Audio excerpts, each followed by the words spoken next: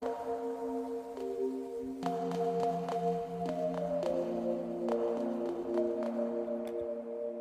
câu hứa em nói sẽ chẳng bao giờ xa anh. Từ đầu môi bên thắm say đắm cho ai mơ màng. Cứ ngỡ bên nhau nồng nắm bao lâu. Dịu dàng em khẽ trao.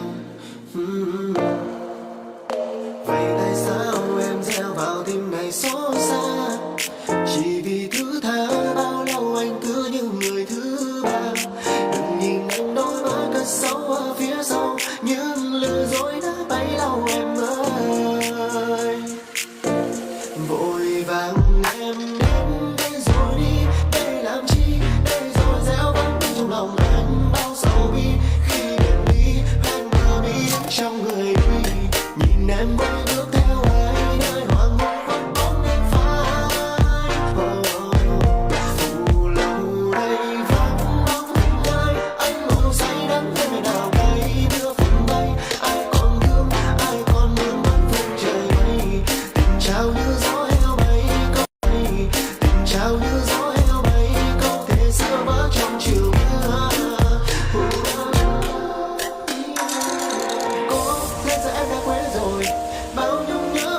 Hello， 爱巴雷，大家晚上好，我是摩登兄弟刘宇宁，欢迎各位。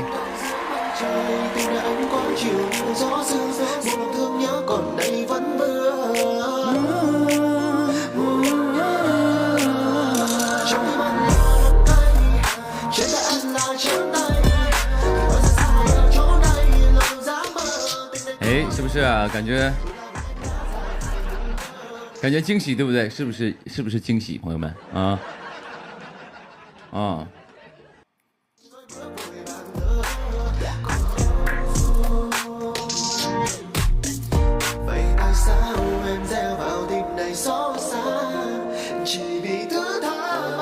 有朋友说你咋来了？我直播间，我想啥时候来啥时候来，怎么地？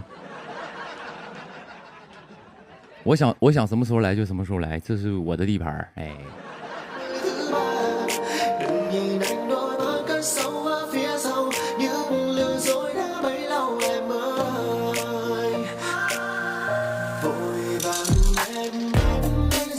没有，因为我知道我好像太久没播了啊。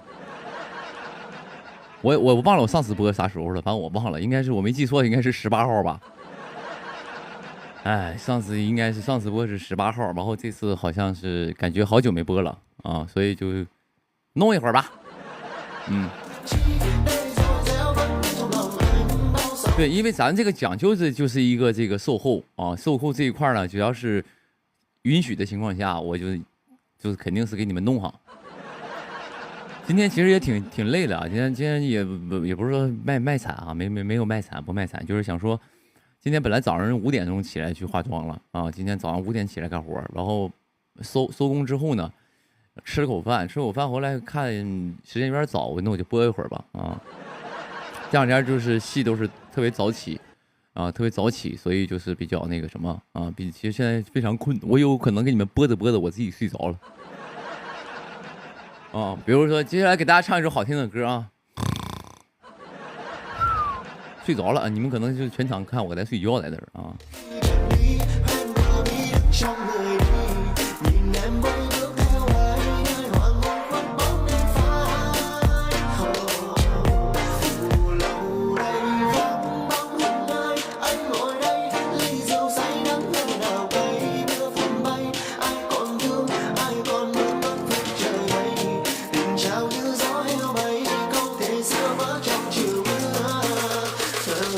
有朋友说今天是今天吗？我不知道，我看有朋友发那个说是那个我扮演那个浩都1周年了，是不是啊？啊，我看到了，有朋友发说扮演浩都1周年，好多朋友去给我画他漫画什么东西的，弄得挺好啊。我觉得生活就是这样子，得有仪式感，你得。就是我觉得做演员特别开心的一件事，就是可以去演好多角色。那这些角色呢，可以在很多观众朋友们的心里能够烙下一个印象。然后呢，而且到了可能你看时间过得这么快，1年过去了之后，大家还能想起这个角色，还能想起当年去年的时候看这部戏的一个感受。我觉得就是这让我这让我觉得做演员这件事儿让我很开心啊，也很荣幸能够做演员。你们这是给我了一个满满的这个仪式感，哎，朋友们有这个现在直播有笑声吗？就是这个有吗？这个有吗？啊？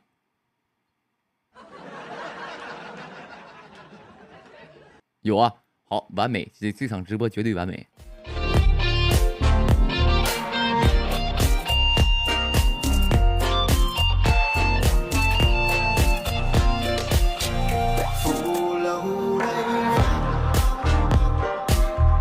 不是这个速度稍微有点快，有点确实是正常人是看不清这个是什么的啊，正常人是有点看不清这个在说些什么啊。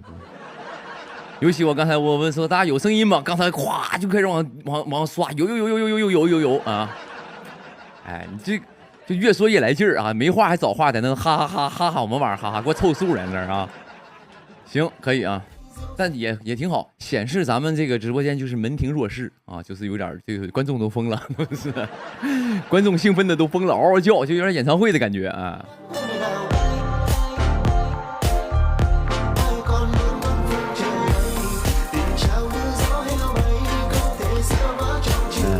其实也无所谓，你看，就哪怕我看不清你们打什么字儿，但是我就有一种什么呢？有一种就是我自己跟自己聊都能聊一宿。所以你们打不打字其实吧很重要是重要，但是就是也没那么重要。我也是可以自己跟自己聊一宿的啊，也是可以的。哎，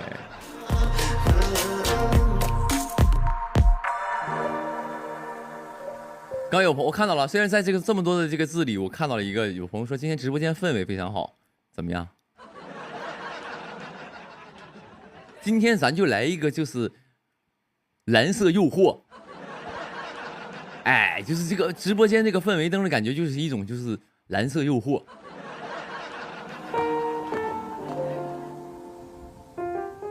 而且这个颜色光一打，感觉整个人我这个人就感觉是那个3D立体的，人特别的那个清晰，后背景是那个虚化的啊，不是紫色吗？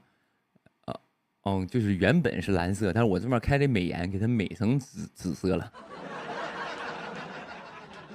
啊，给它美成这个紫色了，其实是一个本来是蓝色的，因为我开的美颜呢，开的一个美白的一个美颜，然后给它弄成紫色了，因为我这个妆你们也知道13号粉底嘛。现在我在这儿，等会儿我把这个面光打亮一点。哎，好，哎，这样，哎，等会儿，哎，好，哎，好。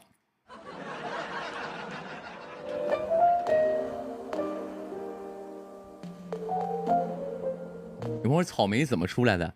会有就是对，因为上一次呢，有朋友就说了嘛，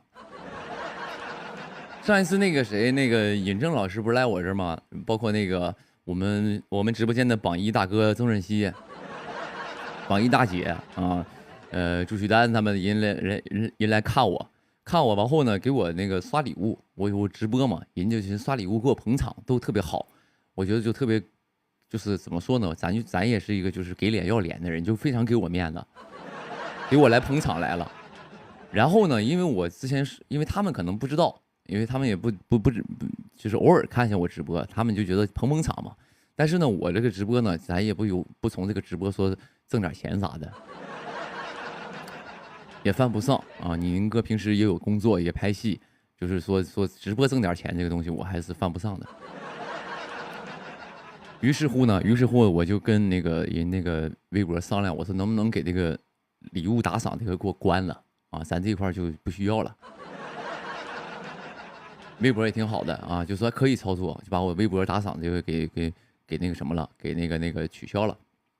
然后呢，正好也挺好，因为有人就是会拿这个来炒我说，哎，刘宇宁这不也拍戏吗？也接 OST， 怎么事儿还直播赚钱，什么玩意儿？啊、你要我说，然后他有朋友有粉丝去解释了，说啊，我们宁哥直播不告诉大家不刷礼物，然后他就说了，那不刷礼物就跟杨超越学一下呀，把那个礼物就是关了呀。我觉得人说有道理，那就关了呗，对不对？我无所谓了，对不对？对。对，所以也向我们杨超越同学学习啊。所以呢，很多朋友可能看到那个没有礼物了，但是微博特别好的是什么呢？他怕没有礼物了，然后那个直播间氛围会差一点，因为之前可以送免费的礼物嘛，然后呢，直播间就会有一些氛围感，因为都是免费的礼物，就是炒炒气氛，就像开演唱会给你发个荧光棒是一个道理。那个荧光棒不给你收费，但是那个荧光棒嘛是能够造气氛的，所以呢，那个微博就开发了一些特效，就比如像你们现在打那个什么草莓啊，或者打这个刘宇宁真帅啊。刘宇宁真帅，这个是我跟微博要求的啊，就是打刘宇宁好帅，就会激发这个特效，哎，就会就是屏幕上就会有一个这个一个这个草莓的一个特效啊，就会激活这个特效，挺好的啊。还有就是刘宇宁唱歌真好听啊，都可以。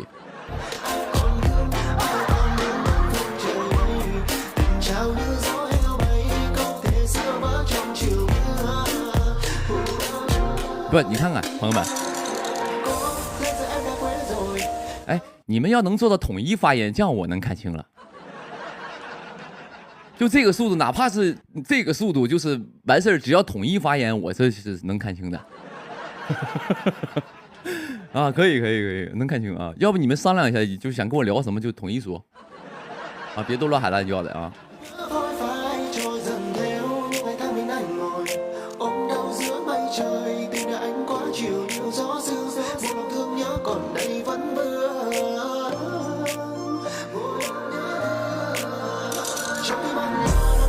开个玩笑啊，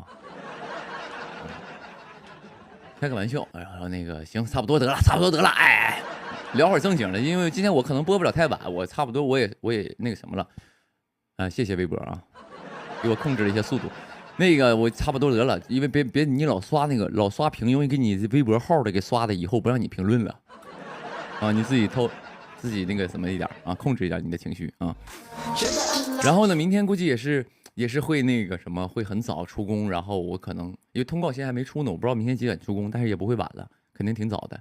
然后呢，我可能今天也播不了太晚，今天肯定是跨年是跨不了了啊，就是咱今天就是打底2个小时啊，状态好就播到11点，我肯定11点之前我得下，我一定得去睡觉啊，因为这2天确实有点没太睡好啊。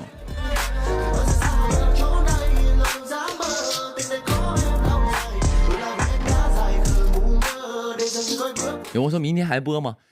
明天播呗，啊不是，哪能天天播呀、哪能天天播？还宁哥还有点别的事儿呢啊！本来今天是打算去收工去录音的啊，因为我还欠2首 OST 没录，然后今天状态不太好，我就也没录啊，没录，然后今天上来就跟大家唠会嗑吧啊，跟大家唠会嗑挺好的啊。有朋友说我都没流量了，你告诉我干嘛？你没流量了，连个 WiFi 啊，是不是？你在外边，你不行，充5块钱流量呗。啊，告我没流量了，就是因为我直播耽误你流量的一个消耗，是不是？你的意思就像我那个，给你充点话费嘛？就是我讲，看直播充话费啊。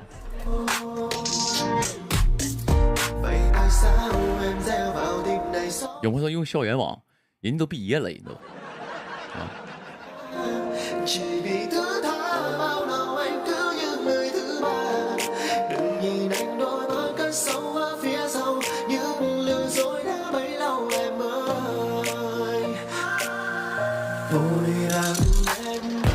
有朋友蹭我流量啊，蹭我流量。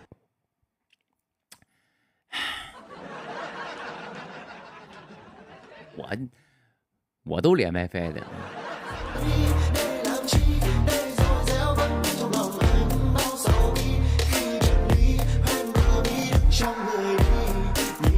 流量，有朋友说流量够的朋友送手办吗？咱这个直播间没那么多福利。这样是不是？我答应朋友们啊，就是等我今年过生日的时候，我直播。然后呢，今年过生日的时候直播。然后呢，我生日是1月8号。1月8号过生日，然后呢，那个等我过生日的时候，我把后面的柜里找个手办抽奖送出去啊，已经是我最敞亮的一次了啊。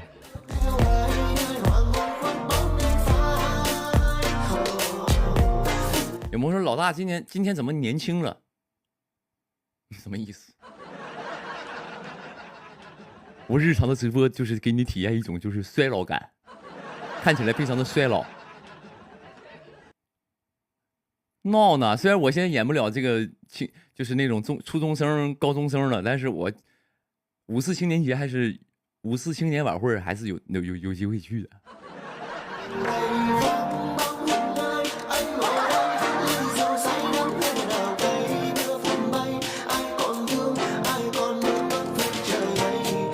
其实这么回事啊，就是你哪怕年龄再大，你也可以装个嫩嘛，对吧？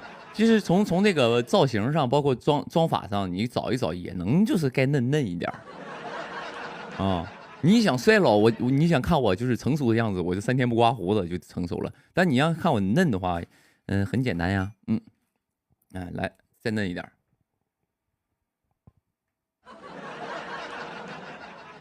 哎，好像也没嫩多少啊。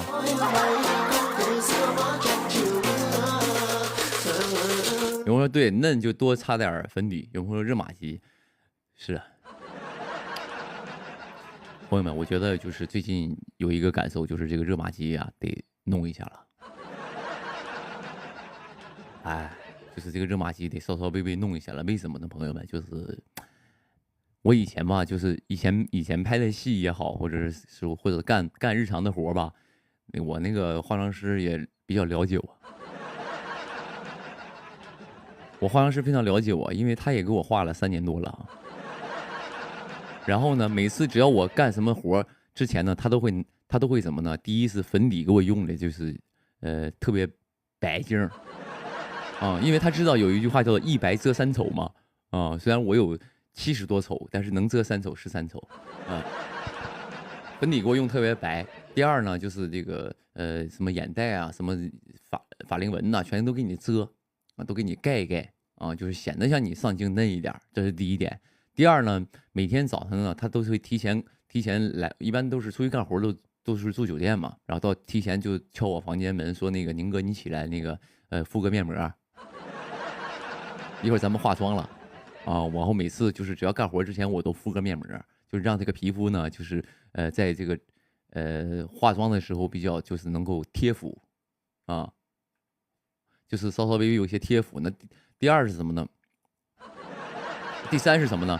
第三呢，他就会拿起一个就是什么呢？就是那个迪丽热巴送的一个就是那个美容仪，拿那个热巴送那个美容仪给我推上那么15分钟，让我的面部显得就是紧致一些，往后嘎，到时候一干活啊，一弄的，哎，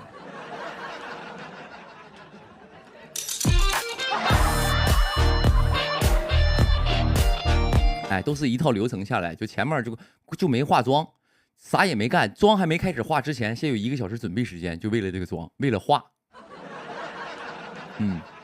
然后呢，就是让我平时就是有点就是盲目自信了，盲目自信就是自信心，就是每次他给我画完，我就一照镜子，自信心爆棚，我就感觉我就是这个，哪怕就是街上不是最靓的仔，我在我们这个团队当中也是最靓的吧。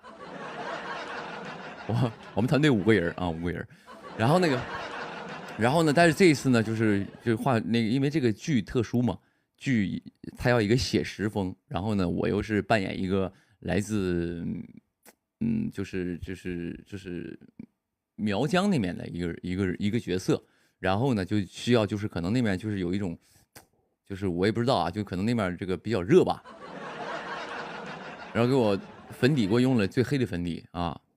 阿玛尼的13号粉底，朋友们，啊，阿玛尼13号粉底，朋友们，你们去那个店里去买都买不到，真的，你去那个阿玛尼那个店，你说给我来个13号粉底，他说我们这没有货，一定告诉你，真的，真的是这样的，因为咱那边好像是就肤色没有贴服那个的啊，就一般，所以但是我就抹了13号粉底，抹完之后吧，因为脸一黑，就有一个问题啊。就你脸上这些就是轮廓全出来了。有人说这广告打的，阿玛尼也不用我给他打广告。首先他也是非常的火爆，他需要你宁哥给他打广告吗？也不用，我跟他也没有什么合作啊，就是然后呢，抹完粉底之后，我脸上这些就是这个轮廓，人就说：“哎，小宁，你这个黑的妆化完，你真有质感。”那天那个我偶像景甜不是去给我探班了吗？探班的时候，他就看了我那个妆，他就说：“哎，那个宁哥，你这个妆真有质感。”他说：“你这个妆就是你们这个剧组化妆，这个颜色是感觉这个男孩真有质感。”啊，我说：“我说那你画一个呀。”他说：“哦，我们那个剧不需要啊，不需要这么，不需要这么有质感，不需要我这个人这么黑。”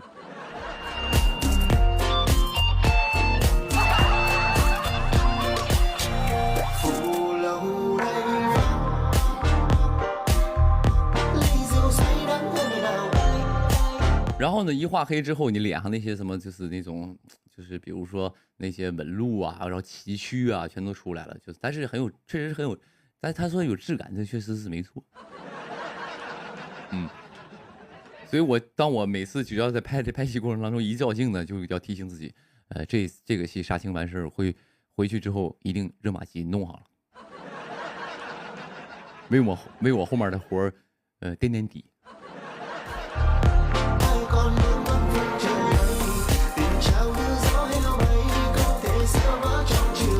有朋友显老吗？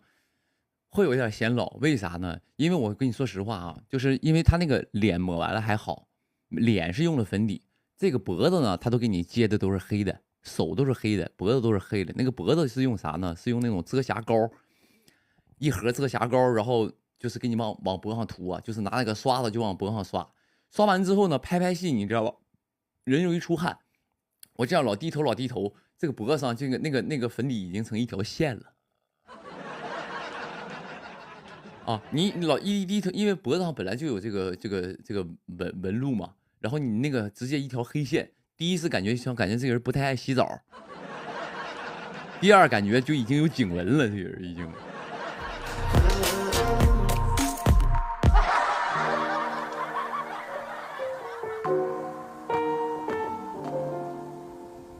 对，你说都有颈纹了，你说是能不能就是能不显老吗？不过我觉得很好啊，为什么呢？因为就是我觉得我作为演员来说，扮演每一个角色，就是我希望每一个角色都不一样。对，我觉得是这样的，每个角色都不一样。如果我每个角色都是画的特别漂亮，然后特别好看，那就会被大众认为我演什么都一个样，对不对，朋友们？我觉得这是一个珍贵的一个角色，就是这个角色让你们能够看到，不是在直播间的我。啊，咱就是演技不够，造型凑一凑，啊，用造型来提升自己的可塑性，我觉得也是可以的啊，这是想的比较明白的啊。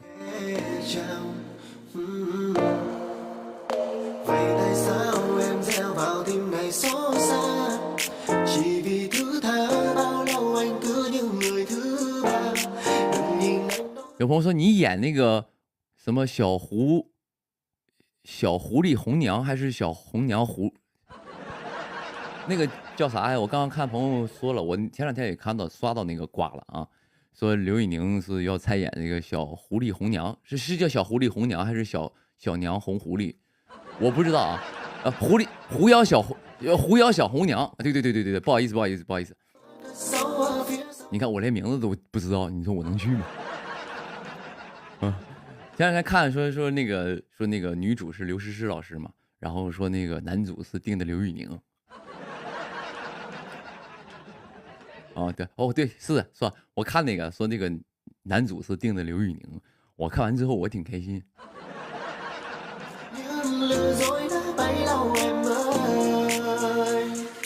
我挺开心，我寻思我的天哪，能跟刘诗诗老师合作，而且底下我一看评论，还有那么几个就是那个脑子不清爽的在那说，哎呦好期待啊！哦，我好像看到一条评论说，哇是刘宇宁啊，我可。他来个可就是，哎，我觉得这个可就是对我最大的一个认可，朋友们。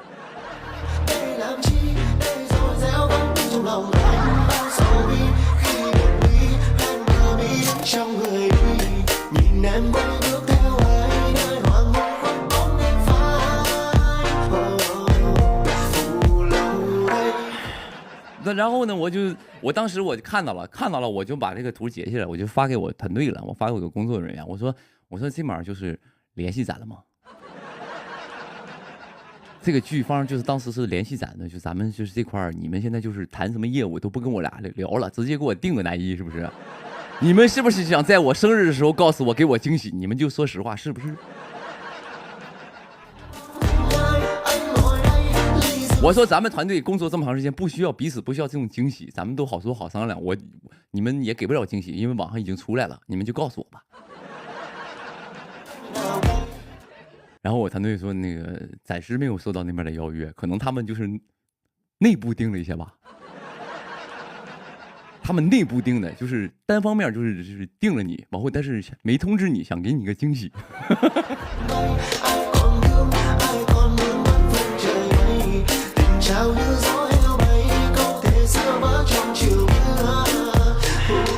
哎，然后呢，我那个什么，然后我就上网搜了一下这个，我寻别到时候人一来找我扒瞎呀，我不知道这是啥剧呀，然后我寻赶紧查一下吧。查完之后发现，就是关于这部戏的男主他已经溜了一圈男艺人了，不止我一个，白高兴了。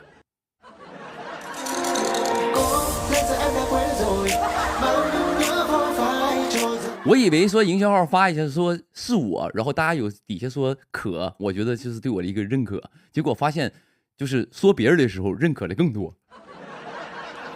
说来说去，其实不是，我觉得不是对男演员的认可，是对刘诗诗老师的认可，我觉得是。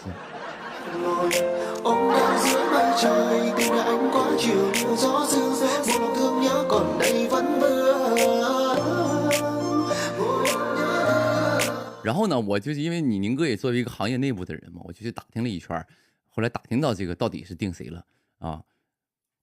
打听到了，到底是定谁了？然后就是我这边就觉得好像我没有希望了，这一块没有希望了。于是呢，我就觉得有机会再合作吧，刘老师。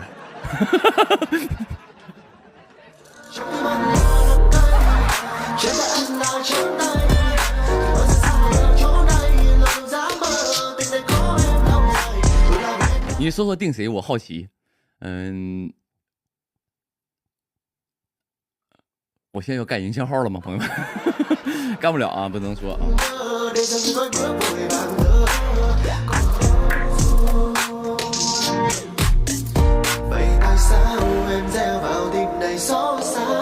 但是呢，怎么说呢？合作是唱个 OST 这个合作这一块的，我觉得是可以合一下。啊，这个是合作。有朋友说想说不敢说，我没有想说啊。定了一个男演员是2个字的啊，只能说到这儿。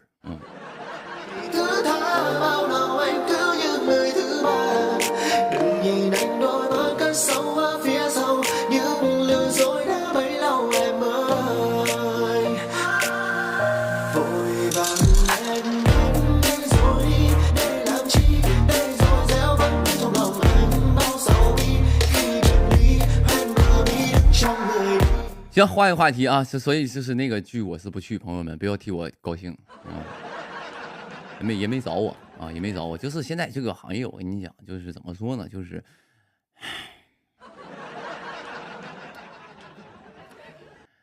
真的是，反正都不实在，我跟你说，那天那个谁，那个景甜老师不给我探班嘛，啊，我偶像给我探班。探班来了，然后他那个现在他不在跟那个徐凯拍那个什么来着？什么游乐园？是叫游乐园吗？他拍那个戏还是园乐游？不好意思，我这个人就记名字记得特别差，叫什么园吧？乐游园，对，你看啊，乐游园，这游乐园还行，乐游园，对，我说就是对乐游园啊。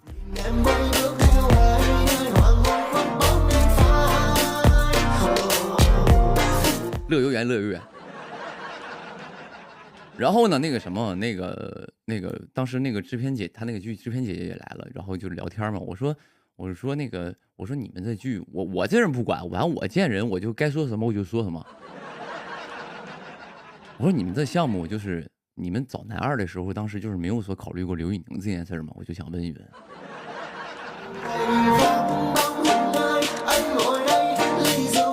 你看有谁这么不懂事儿，直接问，我就直接问。我说你们这个戏就是当时就是你演男二的时候，你当时没有说在这个行业里就是感觉刘宇宁能行吗？男一确实你找徐凯肯定没有毛病啊，肯定没毛病。但是你说你男二，你就是我都够不到呗。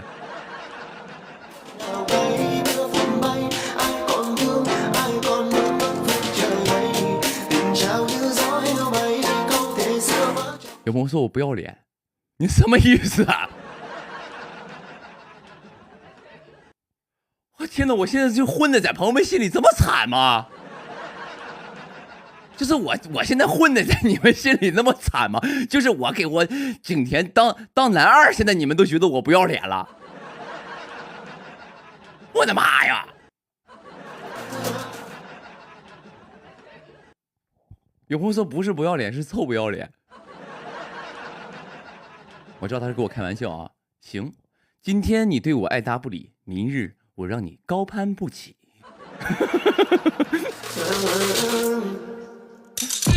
行，这样式儿，朋友们，等我下一个活官宣的时候，你就知道我要不要脸了。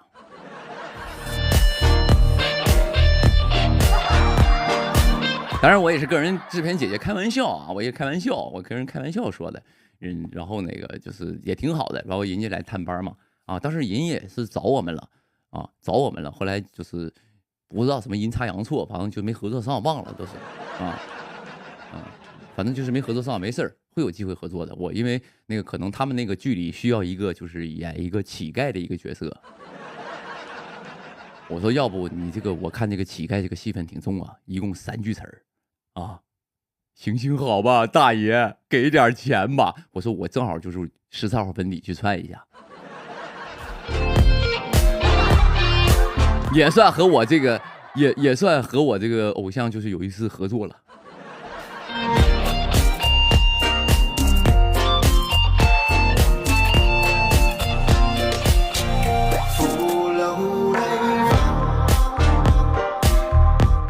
有朋友你演拐杖。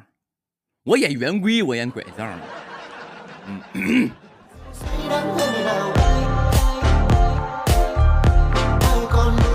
有朋友说对啊，一个妆演俩戏可以，可以啊，给脸做脏一点，弄点土哦，就去了啊。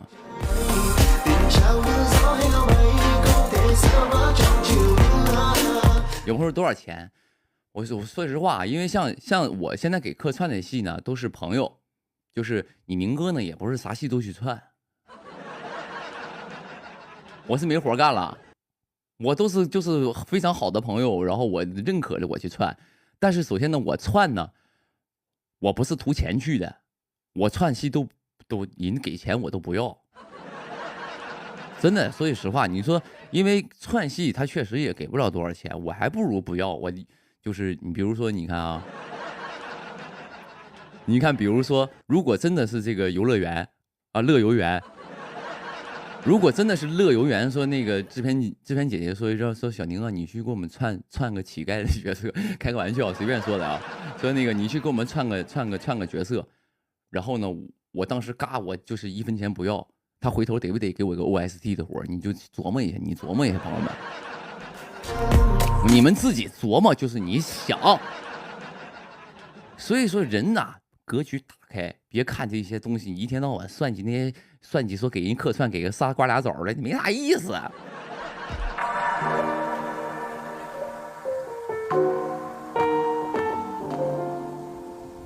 你当你宁哥这些就是 OST 都咋来的？对不对？所以这格局打开，得给人情世故。江湖不是打打杀杀，江湖是人情世故。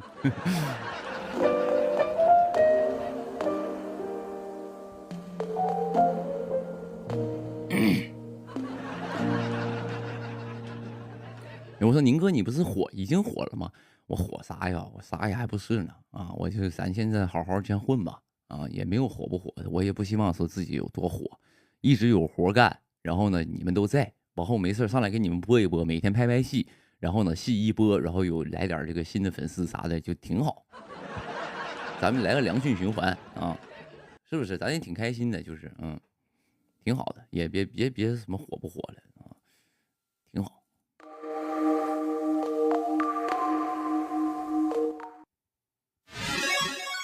哎，就充实就完事儿。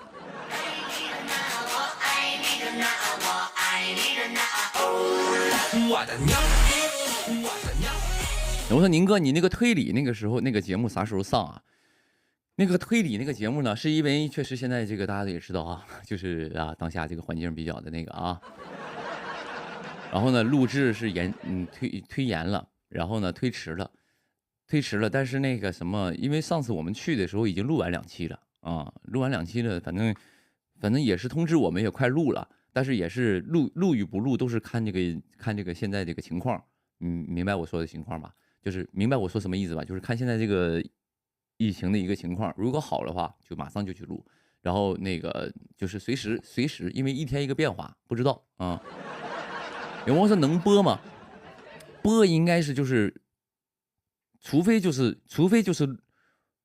实在是没录不了，那就可能会延后播，但是基本不会延后的啊，基本不会延后的，就是应该那个有些档是定了的啊，就是那个时间得播，也就应该不会说当时就是延期播什么的，播肯定不会延期播，但可能录会延期录一点啊，播肯定不会，但是那个对。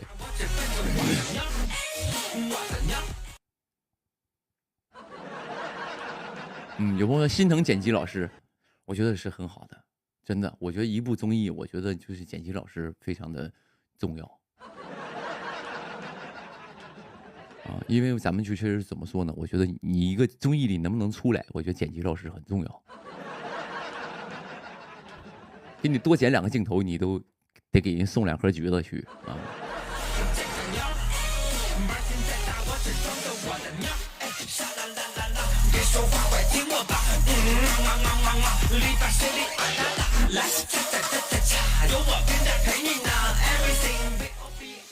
录了几次？录了2次了，就是上一次去了1次，但是录了2期啊，一天1期，一天录那个18个小时，剪成2个小时的综艺，那全都是精华呀啊，全都是精华，就是你想想，就说了1万句话，剪出1000句来，你想想能有1句废话吗？你想想，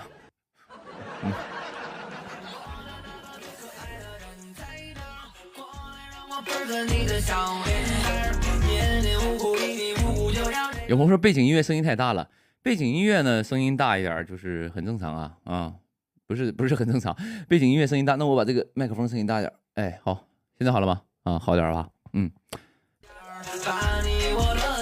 连成串，最贴心的人在这儿，是你天天挂嘴边的小伙伴，晃晃悠悠嘻嘻哈哈刻入你心坎，手牵手依偎着像幅画。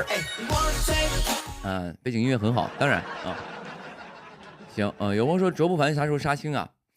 那个我看很多朋友留言说这个，我给大家解释，有朋友说是不是那个什么，是不是那个卓不凡当时就是没杀青，耽误了我下一个活，不是啊，跟这个没关系啊。当时是什么呢？当时那个活不是因为这个时间对不上，是因为那个活后来是用别人了啊。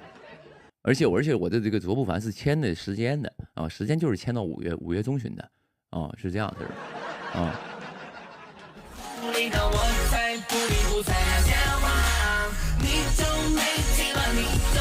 是这样的，就开始的时候我跟因为我跟白老师比较熟嘛，然后呢我跟剧组也比较熟，我就说那我后面有活的话，你就能不能前面先紧的拍我，然后那个什么紧的拍我，拍完之后我提前离组。然后因为都是自己人，所以我跟白老师特别好嘛，我就想说我自己人，我说能不能先拍我。后来那个后面那个活就是黄了，我，然后我就跟白老师说，我说那个活不去了，咱就正常按那个通告走啊，以剧组为主啊，就是这么回事啊，不是说因为我这个戏拍时间太长了，其实是什么呢？我跟大家说了，这个戏我是200场左右， 200场左右呢。但是呢，你宁哥在这里边演一个什么呢？演一个就是天下第一剑客，当时不说了吗？天下第一剑客。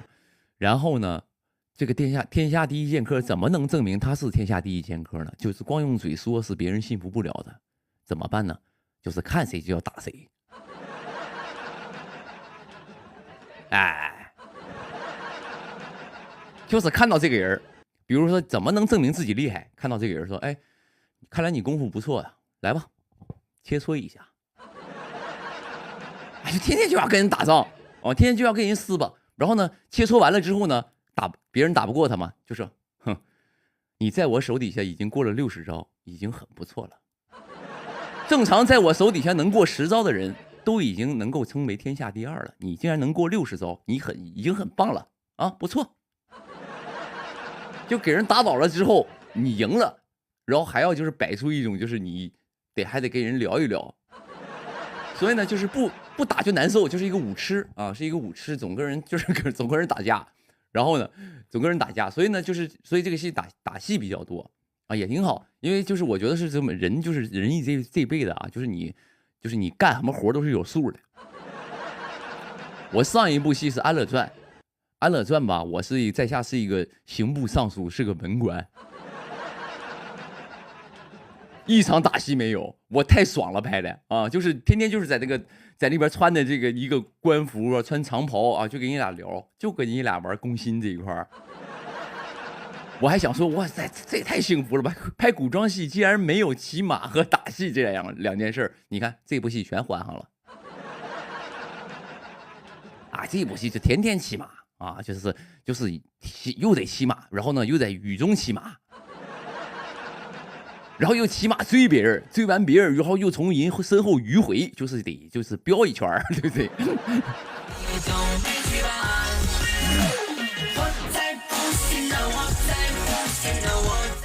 啊，所以说就是什么呢？有朋友说你关打赏了吗？对，打赏给关了啊，因为我本来就是跟大家说，看我直播不刷礼物，就是还不如彻底就关了啊。之前是因为想要一个这个免费的礼物，有个这个气氛，但今天就关了啊。是不是？就是所以是。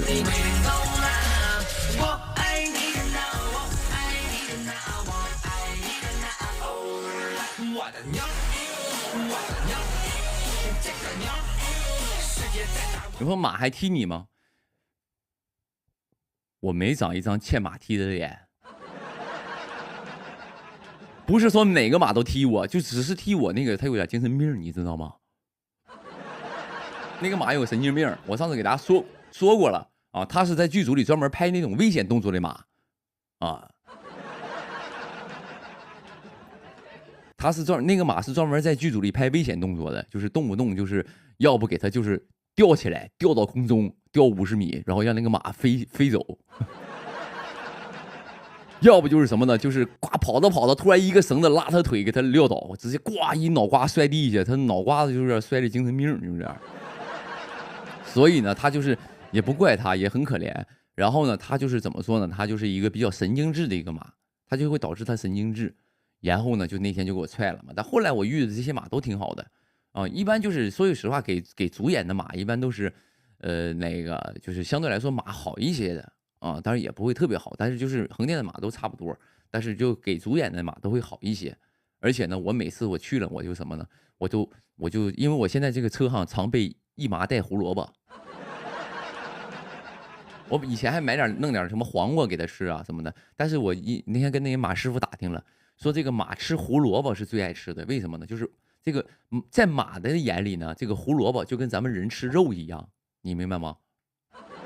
哎，就跟人吃肉一样，就是人特别喜欢，就是咱们都是喜欢吃肉嘛。然后呢，马最爱吃的其实就是胡萝卜。然后呢，他这个，所以就是每次去了先造4根儿。啊，先啥也别干，你来到现场，只要今天是我骑你，我先给你来4根胡萝卜给你顶哈。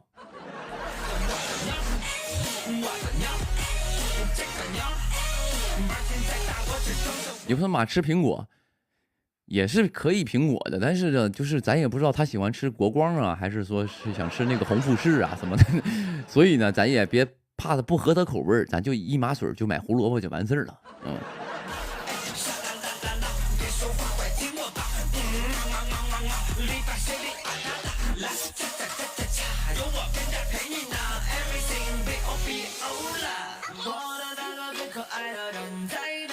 还是黄元帅，是不是有朋友？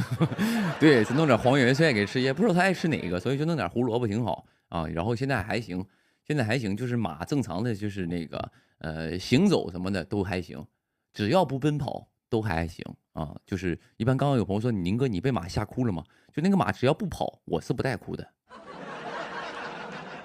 他只要不跑，我永远不会哭，就是这么坚强。哎，就是这么爷们儿，哎，就是这么的刚，哎。但只要他奔跑起来，那就说不准了，因为人都是这样的，情到深处你永远控制不住。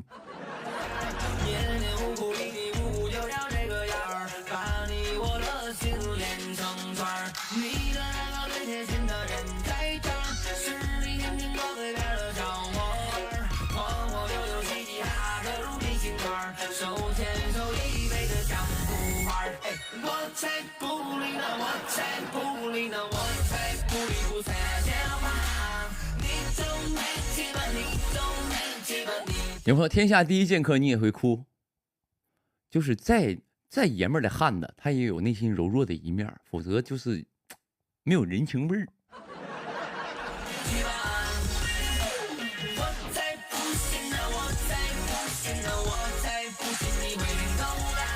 我说宁哥，我怎么觉得你和戴米越长越像了？就是你言外之意说宁哥你像一条狗，你越来越像那个哮天犬了，多么的记仇啊！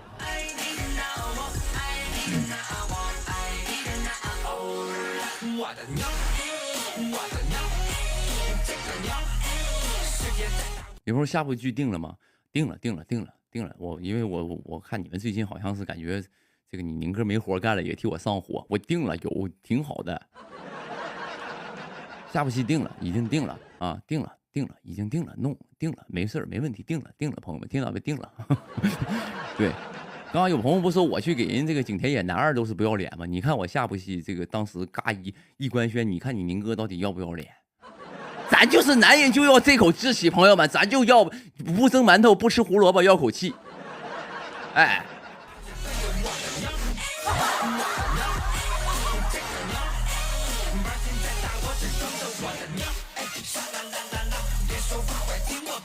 有朋友说男一还是男二还是男三不重要，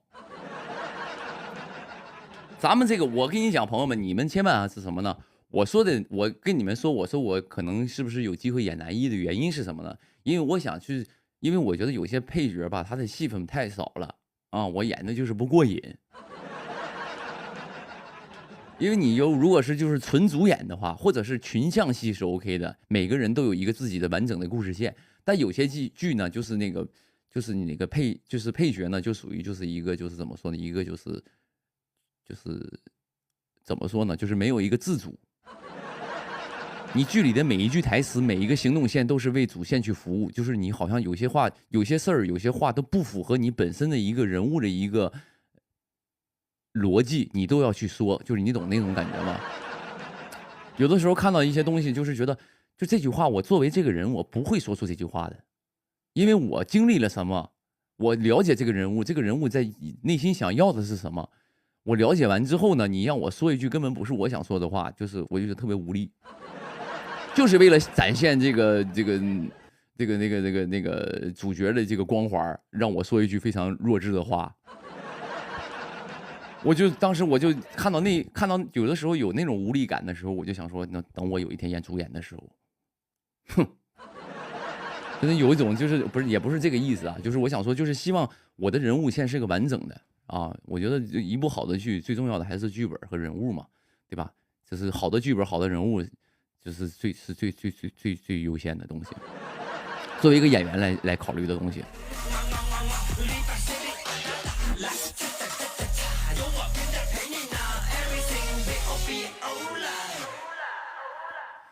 对吧？所以呢，就是有朋友说，那你也找一堆工具人，我跟你讲，真是错了。一部成功的剧，一部好的剧，我跟你讲，就是我自己，虽然我的知识很浅薄，我也不懂，我也没上过什么专业，我对这个演员这些刚接触。但是我作为一个观众的角度来说，一部好的剧，一定不仅仅是男女主，一定是所有的人去成就那一部戏，啊，所有人去成就，哪怕是男二、男三、男四、男五、男六、女七、女八的，所有人去成就一部戏，那才能成为一部好剧。啊，是这样的，就是因为大家现在都在关注说男女主是谁，然后男二、女二、男三、女三、男四、女四，好像都不那么 care。我觉得这也就其实一个道理，就是其实这个行业也是这样的，就是跟我们做歌手行业也是这样的。你可能知道这个歌是刘宇宁唱的，但你永远不知道词曲是谁写的，对吧？你可能看了某一个人的演唱会，你觉得你的哥哥在这个演唱会非常的潇洒，但是你不知道后面给他弹键盘那个老师是谁。但你要明白，你一场完整的演出、完整的演唱会，没有这些键盘老师和优秀的吉他手，你没有这么精彩的表演。所以我觉得剧也是这样的，你不能光男一、男主、女主，你非常的帅气，然后男二、女二、男三、女三这些都是挂件，都是一些陪衬，我觉得那不算是一部好剧。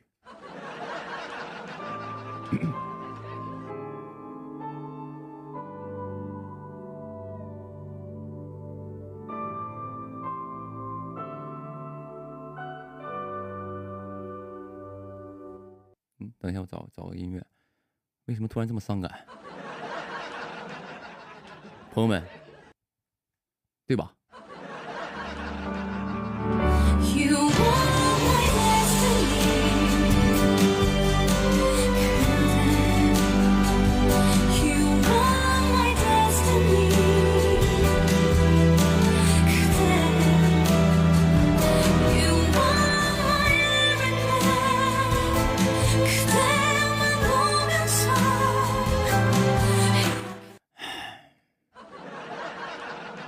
所以呢，我觉得所有观众也好，或者是我也是个观众啊，我不是说混了这个行业我才能说这句话，我从来没觉得是行业能怎么地，但是我想说什么呢？别总说这个，那个男一女一什么是最棒的，其他人都是配角什么的，我觉得没必要啊。就是你要真的就喜欢男主女主，你让他俩单独去给你演一部话剧得了呗。对吧？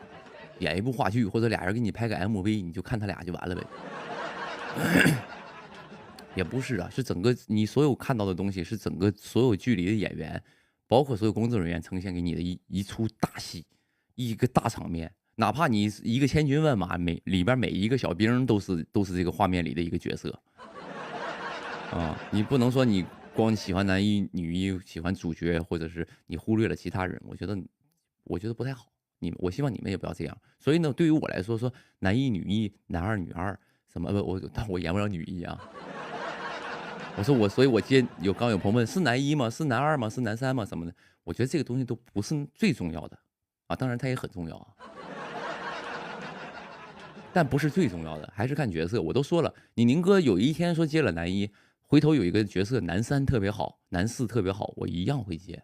啊，因为我是个演员，我在做这个演员行业，我是做演员去的，我是要演戏去的，我不是在这跟人家比咖位去的，我也比不过人家，我就老老实实做我的演员，我做演员就是来演戏的，啊，是不是？你比咖位这样式儿，咱们来直播这个平台，咱们就是比一比，咱就不论别的，就从单讲直播这块儿的，咱们就是来一个较量。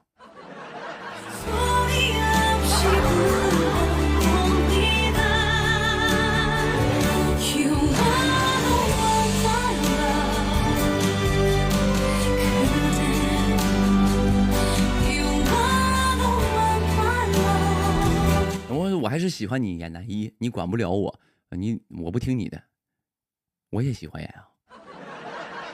咱俩有共同的爱好，就是你喜欢我演男一，我喜欢我演男一，咱俩喜欢的是一件事儿，是不是啊？是啊，所以不重要，就是说那些东西其实都是虚无缥缈的啊，并不能证明什么。你哪怕你就是一个男二，你该出来还是能出来。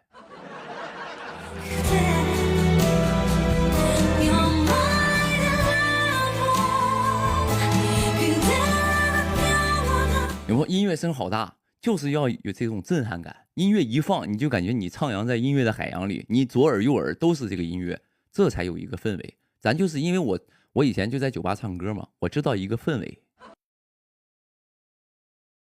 哎，是不是？你就是氛围。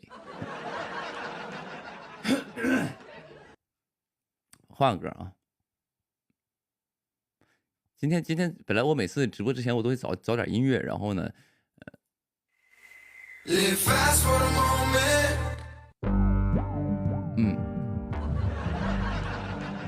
那我小点声，小点声啊！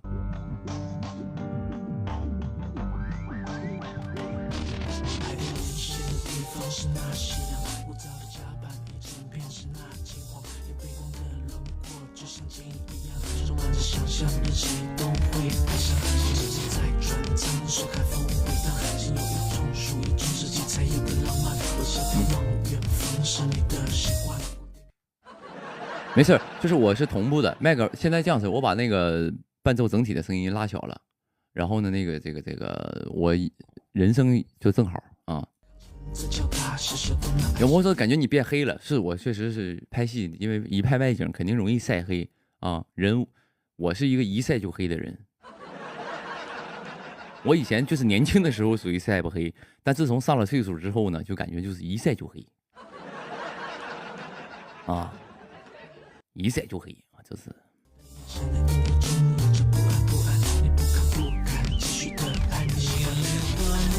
不是却写在脸上，摇摇晃晃，善意如刚。我不认为难为谁在等你靠岸，一拳解恨在你之上，目送你越走越远的悲伤。你不是你头发是真的吗？就你宁哥是就一个大老爷们去接头发啊，头发真的啊，很长了后面，因为这个戏现在就是用了自己的头发，用一半，后面尾巴是用自己的头发，然后呢，上面是用的那个前面刘海是贴的发套，对，还有跟大家说一下啊，我想跟咱家粉丝说一声啊，就是朋友们就尽量就是文明发言。友善回复好不好？咱们就是友善回复，咱就是文明发言，好不好？我刚才说了，咱家我之前一直在说一件事，就是咱们家粉丝啊，跟人家粉丝不一样。我说这个不一样，不是说捧你们，我就是希望你们不一样。因为一直咱玩的就是这个另类这一块了啊。因为你喜欢的这个傻子也是。跟别人玩的是不一样的套路，我也希望你也是不一样，咱就跟别人不一样啊，好不好？一定知性，千万别攻击性特别强啊，没有什么就是意义，好不好？也希望就是比如说咱合作的这些朋友都挺好的，关系都不错，关系是真不错，都挺好的，而且你宁哥你也知道啊。就是跟人都挺好的啊，包括像剧组这些演员老师，没事就跟人吃饭、出去玩啥的，就是也挺好的，都包括认识几个就是都是中戏的演员，都挺好的小伙，我都跟人交朋友了啊，就是跟人聊天过程当中都能偷学点东西，对吧？就是这样事儿，所以呢，咱们就希望就是我合作的每一个演员啊，千万咱别玩那一套，跟人俩撕吧，没意思啊，咱现在也犯不上。啊，你说能撕吧两下，咱能是提，就是那个热度还行，也没啥可弄的。现在就是大家都老实实的吧，大家这个是不是都很烦躁的？现在这个疫情造的啊，所以就开开心心的，别跟人撕吧。人家比如说我朋友们说句实话，就是哪怕说有人说两句，就说两句吧，好不好？你也别跟人家撕吧，真是没必要啊。说两句就真说两句吧，你跟你宁哥就稍微消停点，咱就自己玩自己挺好。我真的说，咱自己玩自己挺好。也不是说自己玩自己，是我带你们玩，咱们就玩咱自己这一圈就挺好啊，就别参与了啊，别参与那些，好不好啊？克制一下，就是说两句吧啊，就是因为就是一个巴掌也是拍不响的，我就觉得是这样的啊。一个巴掌拍不响，所以也没啥可说的，就是希望都挺好的，你干嘛呢？对吧？咱别都在那，是不是？别给我个面子啊，给我个面子，挺好的都。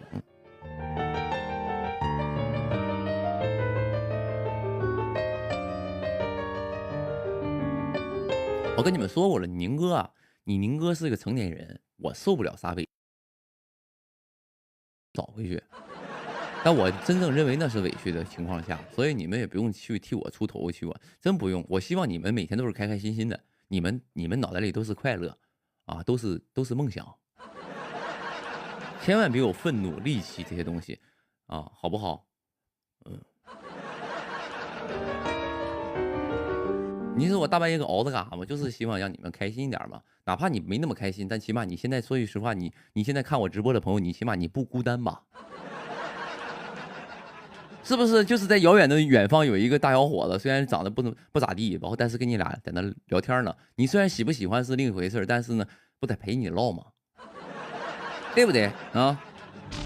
我害怕故事走不到一半，你心里早就已经有了答案，走偏了方向，你这个不坦。行，换个别的啊，换个别的话题。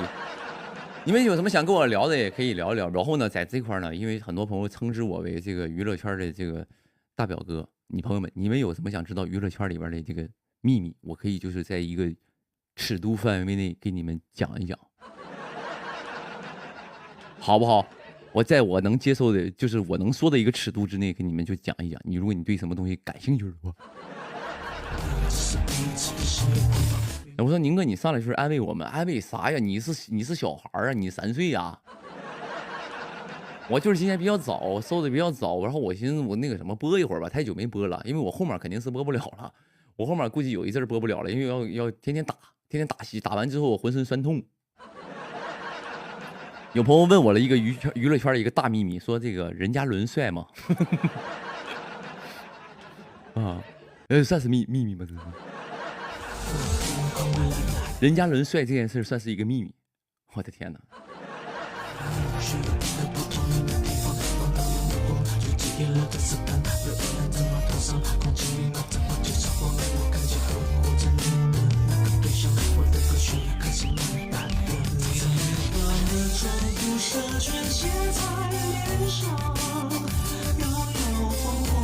就是朋友们，就是你们现在就是公屏打那些东西啊，问谁结婚了吗？谁咋的？那种八卦我讲不了。就是你们还问谁女朋友男朋友是谁，这种我是讲不了的，朋友们，你们好像是疯了吧？你们是你们疯了还是我疯了？我在那给你们讲别人就是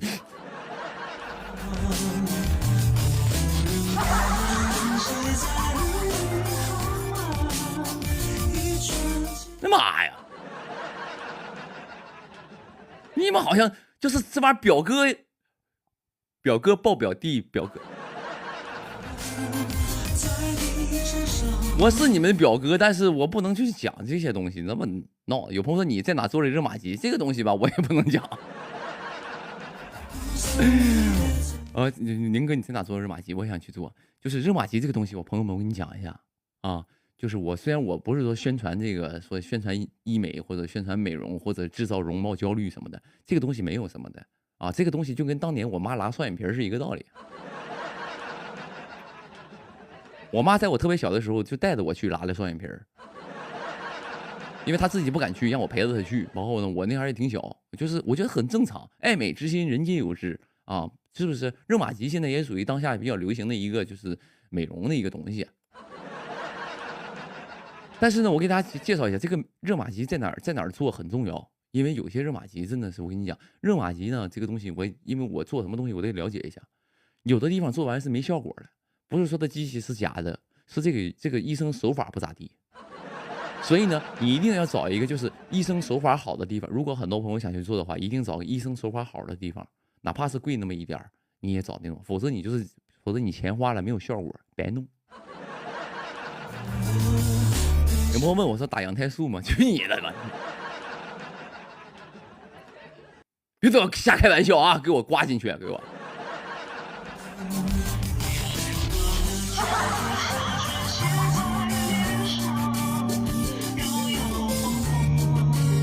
那个东西我确实是理解不了，但是我知道它是这个东西是讲究一个由内而外的东西。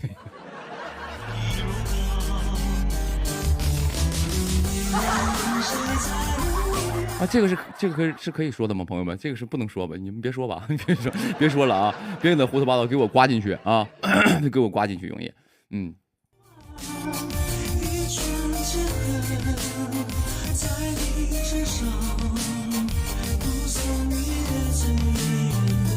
有朋友说说英雄是5月几号播？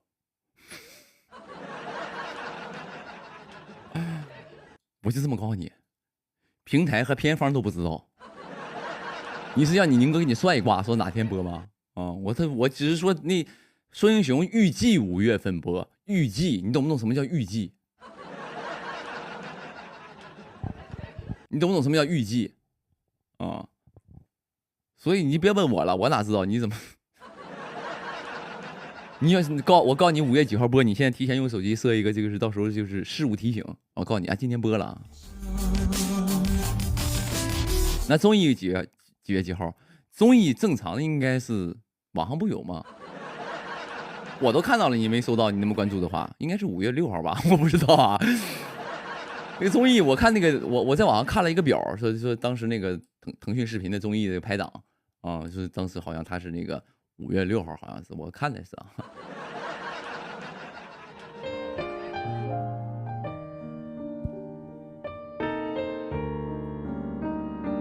有没有你会和赵丽颖老师合作吗？我会呀，当然会呀，有机会肯定一定得合作呀，对不对？嗯，希望能合作呗。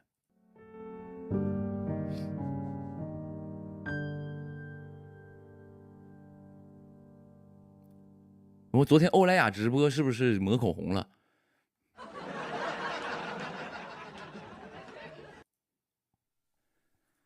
就是口红啊，这个别说那么就是那么娘气，我那个叫唇彩。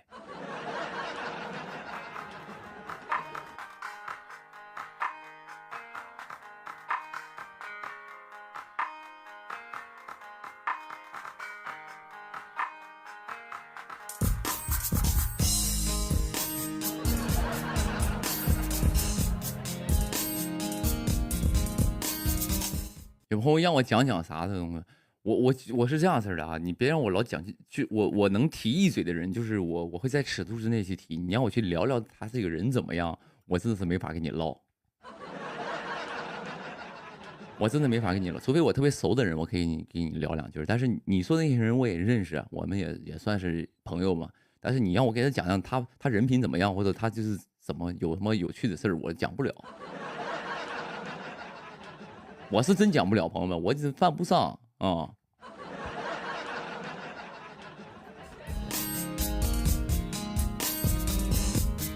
虽然说这个长歌行是1周年了啊，但是我只能说我自己啊。啊，在下这个也很荣幸啊，有很多朋友今天一直提醒我说长歌行播1周年了，时间过得真快啊，时间是真快，我感觉就是我都没有啥感觉，就感觉1年过去了。啊，去年是长歌行是这个时候播的是吧？挺好，挺好。我也因为这个我感谢这个长歌行那个什么那个剧组啊。一会儿我下播了，我就给那个我们那个制片姐姐发个微信，我说感谢你，谢谢你，因为你什么我再给他跳一段手舞。啊，我就给我们那个长歌行制片姐姐啊。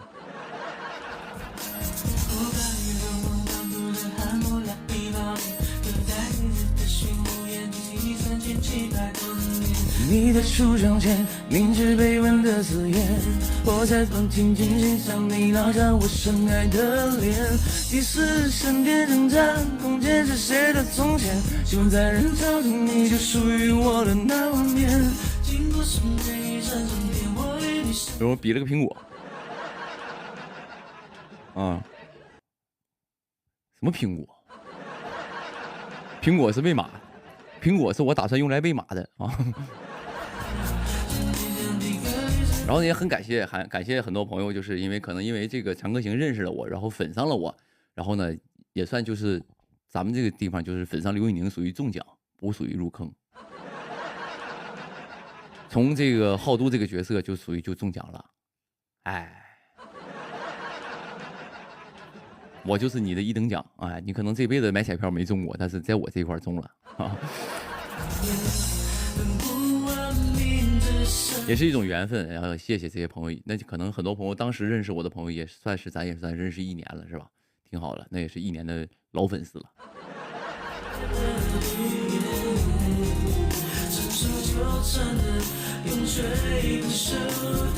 有没有热搜了？上热搜了吗？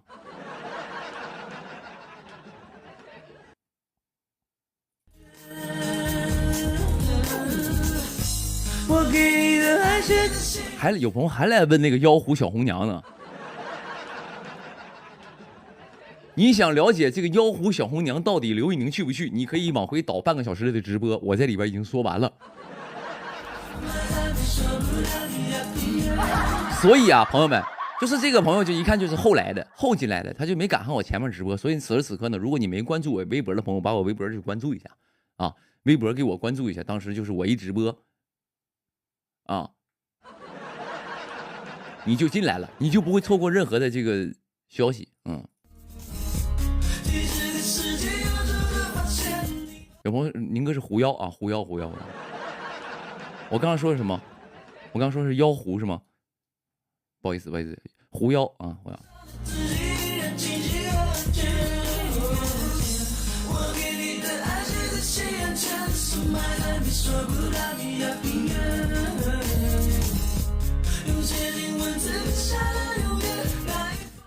啊，就是我看那个什么，你那天我记得我上次直播完嘛，直播完呢，然后那个上一次直播我也上了个热搜嘛，上完热搜呢，然后也很感谢微博，也感谢那天包括今天所有在直播间看我直播的朋友。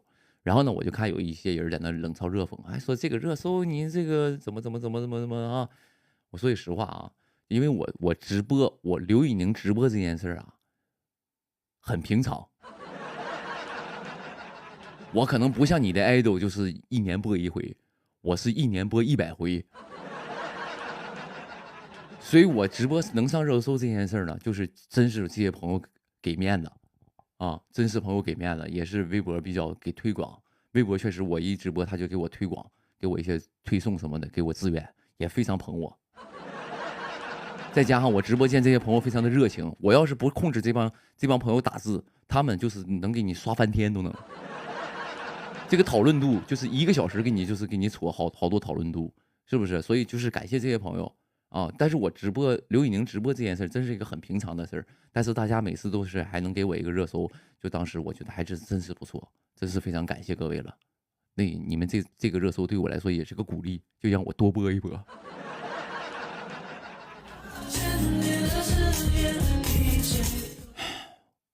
我唱了这么多 OST， 合作这么多那个商品代言，演了几部戏，都没有直播上的热搜多。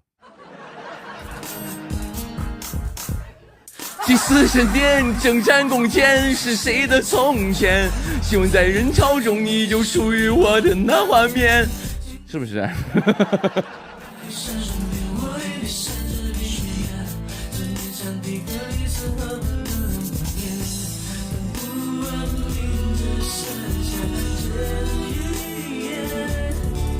破防了。有朋友说，其实直播人数越来越多，因为是这样子的，你一有热搜啊，然后呢，因为现在很多朋友晚上今天也休息了嘛，也现在就是晚上9点多钟了，该吃完饭也吃完了，该出去遛弯跳完广场舞也回来了，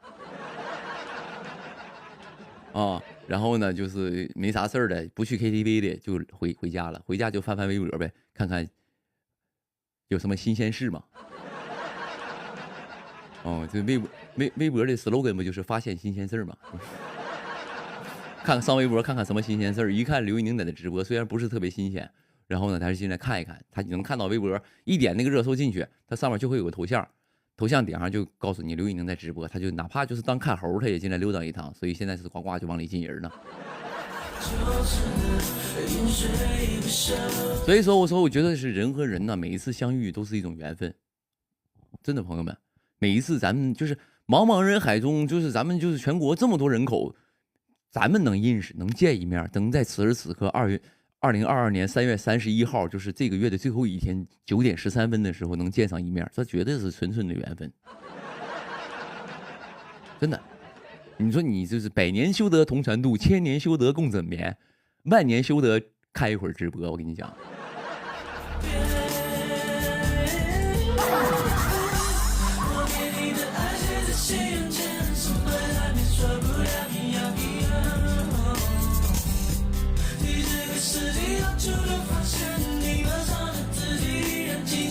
溜达溜达，好溜达的就坐一会儿，好风凉一会儿。现在天也挺热的，搁外边风凉坐着，乘乘凉。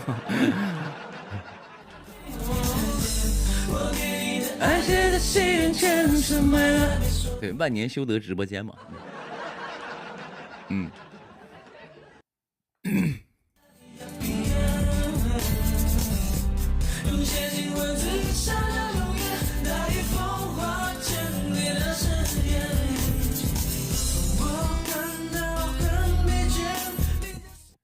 下次直播是不是4月份了？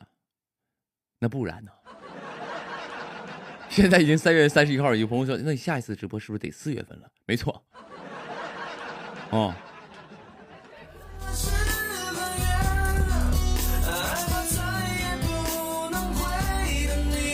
有朋友在学校啊，有朋友在学校，我要特别的郁闷是吧？没什么郁闷的。我跟你讲，朋友们，很多现在朋友在家可能是在家居家，对吧？我跟你说，其实我也知道，可能在一个地方待久了会那个什么，比较的，就是待不住。但是我觉得是这样的，就是这个时候呢，就该你休息，你就趁这个时间好好休息。你把你以前就是没做过的事儿，都是没有时间空下来、闲下来的时间，你把这个时间去做你之前没有时间去做的那些事儿，我觉得就是一个非常珍贵的时期。嗯，你只能自我调节啊。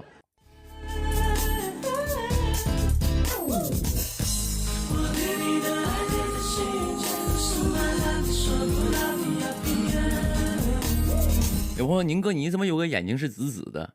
就是怎么有个眼睛是紫的，是吧？就我这个人就长得就欠揍，刚才走路上被人揍了一拳，直接咣上来怼我一拳，给我来了一个熊猫眼儿。哎，熊猫眼儿。对，你们以后可以管我叫熊猫眼男星啊，可以。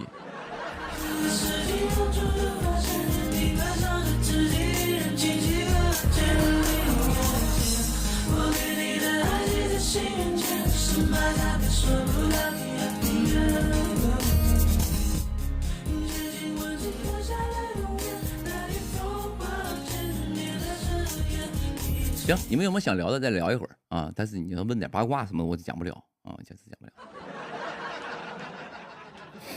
啊，聊八卦讲不了。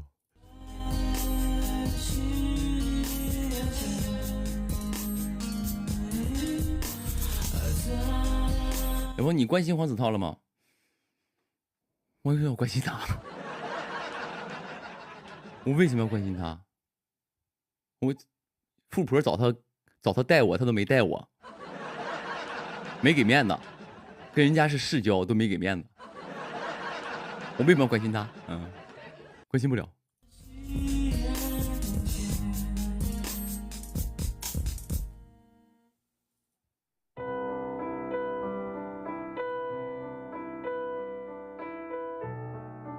有朋友说你清明节休息吗？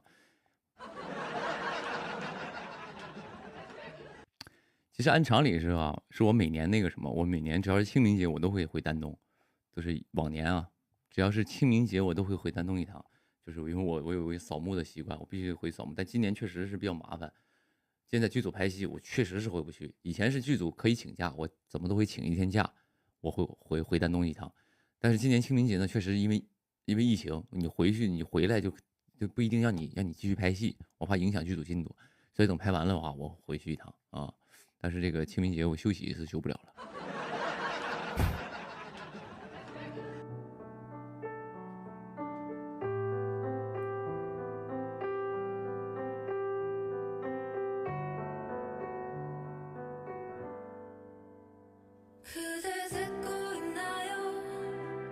下部戏什么时候？下下部戏就基本上就是这部戏杀青了，然后呢，我有一个大概半个月的时间把歌弄一弄，然后我欠一堆歌呢，把歌弄一弄，半个月时间，然后包括前期围读什么东西的，我大概下部戏是6月份，大概啊，大概，因为现在正在走合同呢，大概下部戏是6月份啊，就进组拍了啊。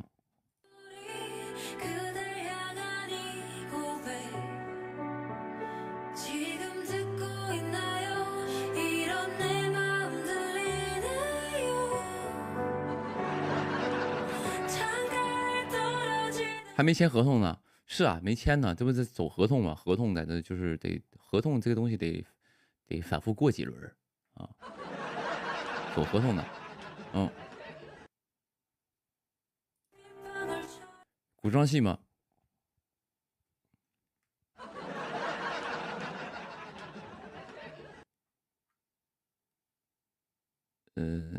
先不说吧，等过2天再说吧。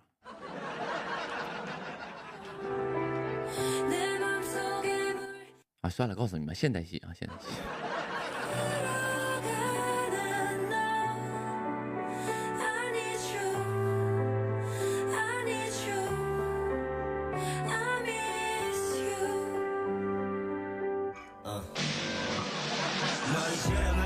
到时候能说，到时候该知道，你们都能知道了啊。现代戏啊，对，到时候所以是霸总，不是霸总啊。我告诉你，下个戏之前刚已经说了，去那个去乐游园嘛，演一个乞丐嘛，当时。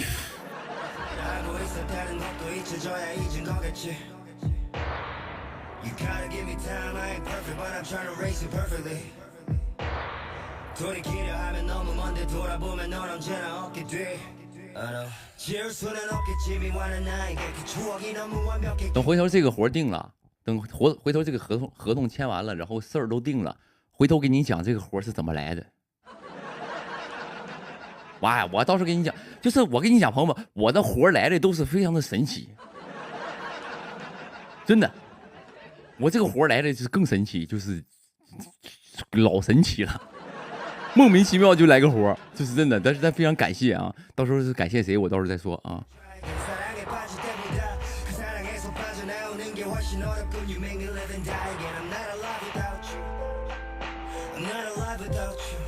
有朋友别黄了啊！但不，应该不会黄的，因为也是挺大公司。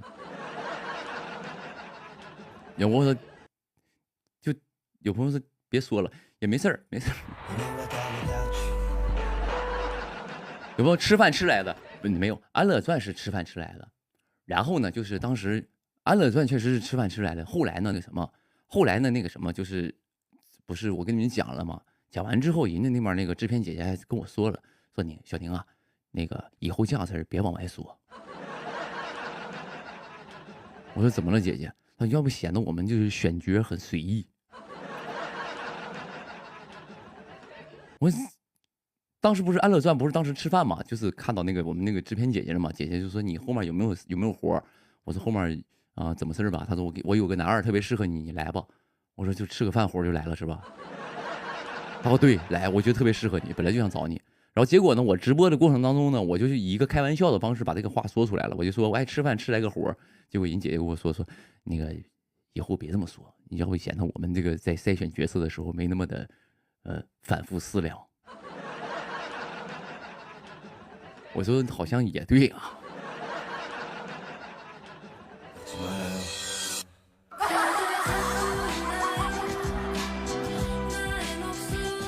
但是我想跟大家说一下，就所有平台也不是傻子，他们见的演员更多，谁合适谁不合适，其实心里也有数啊，就是也能不能行。如果我不行的话，他估计也不可能找我。所以呢，姐姐是我觉得那个姐姐选的人没错。谢谢姐姐啊！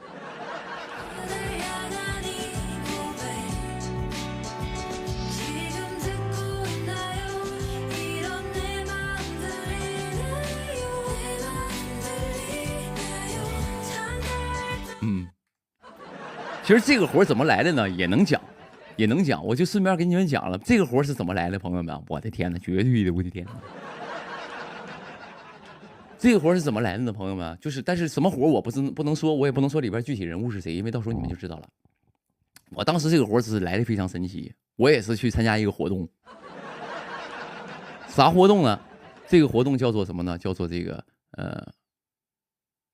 我问一下能不能说啊？等一下，你们等我一下，我跟我这个团队商量一下。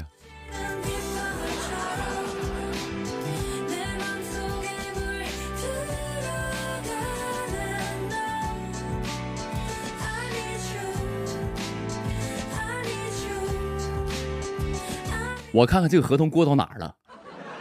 如果这个合同，我就探探这个我工作人员跟您聊的口风。如果说聊的8、9不离十的，我可以讲一讲；如果说聊到就是3层，先放一放。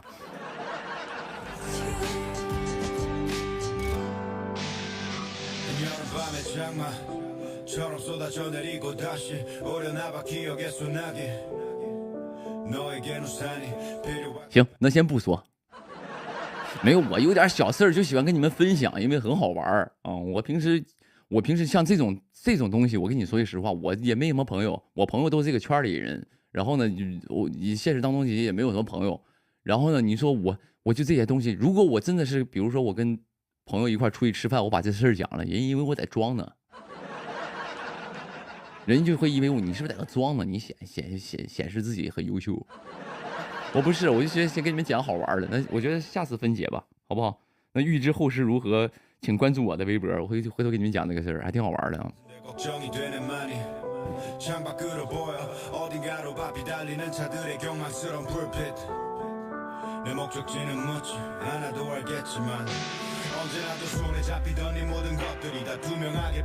下次再跟你们说啊，下次再跟你们说，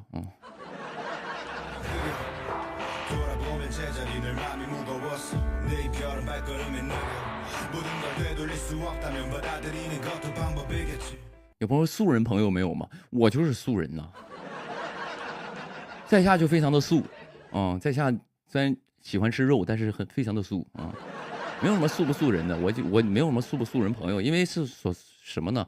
你的朋友一定是什么呢？我跟你讲，你们去想一下，你们生活当中的朋友的来源，你的朋友是怎么认识？你所谓现在身边的朋友是怎么来的都？第一个渠道是同学，对吧？你从小的你的同学，在你们成长之后会成为你的朋友。第二是什么？邻居，有这个可能会成为你的朋友。第三是什么呢？就是同事，对吧？同事会成为你的朋友。所以你现在身边的朋友，要不上学认识的，要不邻居啊，要不就是那个同事，后来变成你的朋友了，都是这样式的。但您哥是属于什么？当时因为我现在已经离开最开始上学的城市了，我现在是在外地打拼呢，在这儿。现在所以能认识就是同事，对吧？都是同事。那现在就是称之为朋友的都是同事。那现在我干这个行业的同事，基本都是演员，要不歌手，要不是其他的，就是反正从事这个行业的，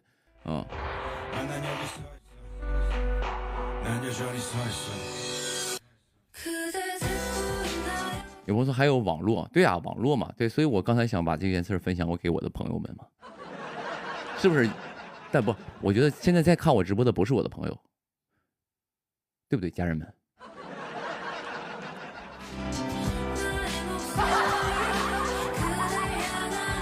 咱就是现在这块属于升华了。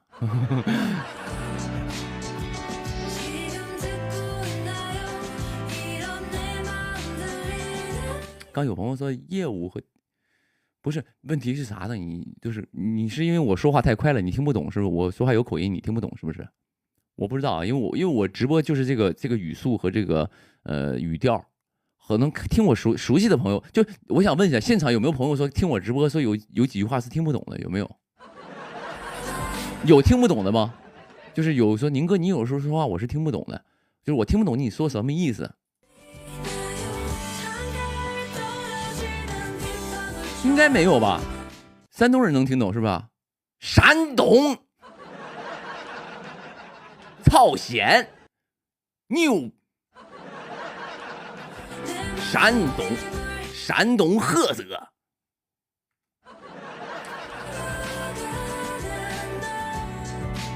山东人真不错，山东人听得懂，因为我是祖籍是山东的啊，其实都那一片的啊，那一片嗯。对，所以我说话虽然是有口音，但是还行啊，还行啊，还行，嗯，学个天津的。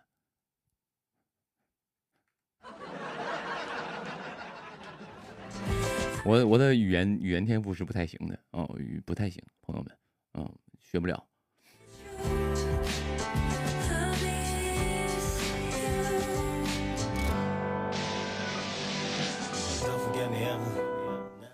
对，我说的还行，那我就尽量说普通话吧，好不好？尽量说普通话，但是就是学个北京的，别学了。我给你这样子吧，我直接给你唱一个就是北京味儿的一个说唱，你想不想听？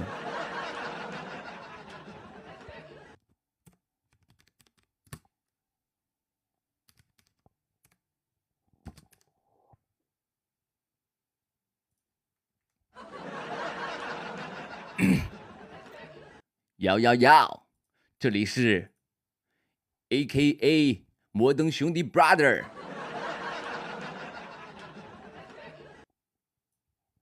我不懂啥意思，反正之前不得加一个什么那种就是英文吗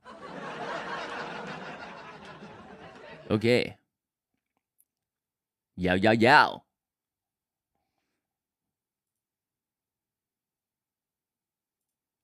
来个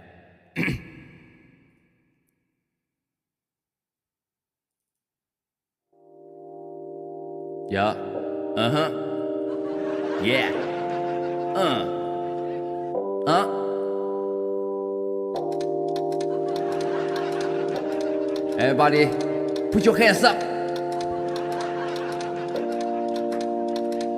这夜晚的山里灯光明媚，不长不宽的街道之中，人声鼎沸，连在一起的酒吧可没有停车位。想吃路边摊吗？早已排斥了堂队。有人穿着西装笔挺，拿着示爱的玫瑰；有人带着姑娘来这玩高消费。有些年轻人喝啤酒不醉不归，有位老人在那儿卖气球，他神情很疲惫。这老外说着流利的中文，太多中国女孩和他们私定了终身。有情侣在享受温馨浪漫的气氛，有人的眼角还抹着未干的泪痕。当夜幕降临，霓虹灯在微笑，白天不懂夜的黑，这就是山里的味道。不用太过于认真，这更无需去伪造，只是觉得时间太早，还不想去睡觉。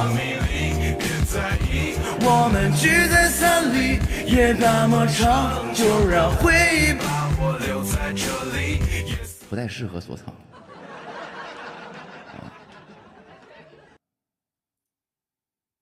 咱们还是可以听听人原版怎么唱的吧。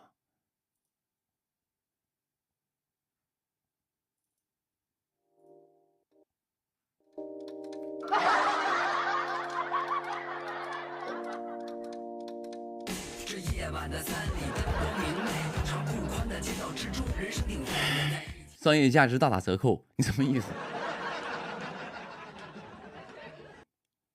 咱们也是出过那种舞曲的人。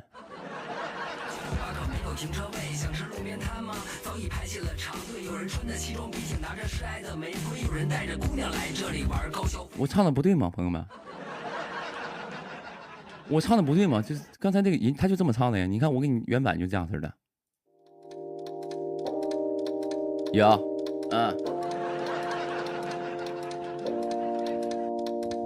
这夜晚的山里灯光明媚，不长不宽的街道之中，人声鼎沸，连在一起的酒吧可没有停车位。想吃路边摊吗？早已排斥了长队。有人穿着西装笔挺，拿着示爱的玫瑰，有人带着姑娘来这里玩高消费。有些年轻人喝啤酒不醉不归，有位老人在卖气球，他神情很疲惫。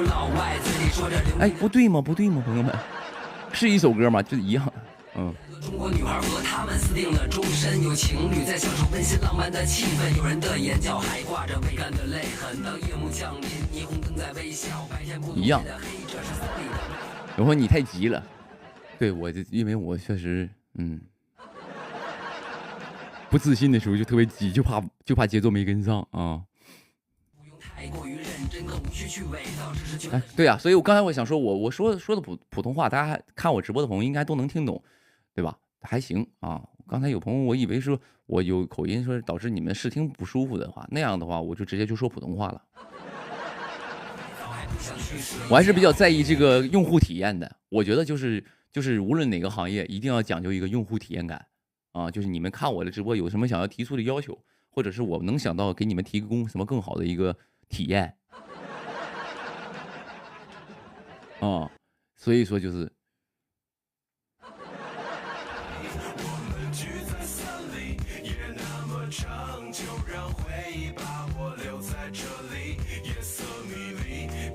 OK， 我正常说话，我肯定正常说话，我不会说普通话的。嗯。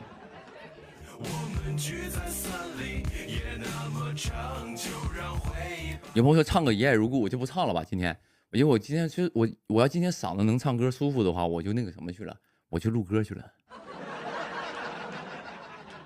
我欠的 OST 都没录呢，我呱呱在直播间给你呱呱唱啊！今天先不唱了啊，今天先不唱了，哪天状态好给你唱点啊。有朋友说宁哥，你不如学学跳舞，就是宁哥不如跳舞，你真的不如跳舞，让自己觉得舒服是每个人的天赋，是不是？我真的考虑，我之前其实很多朋友希望说，也希望你宁哥就是啥都是各项全能，啥都能会一点。但跳舞这个东西啊，确实是不太适合我。我觉得人啊，就是得有几个缺陷，你不能就是啥都能干啊，你又能唱歌，完又能跳舞，演戏也能演，直播还能叭叭，那太厉害了，那也犯不上那么多才多艺。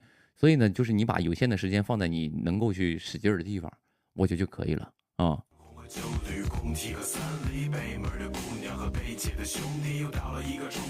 我是属于四肢不太协调啊，四肢不协调，小脑不发达。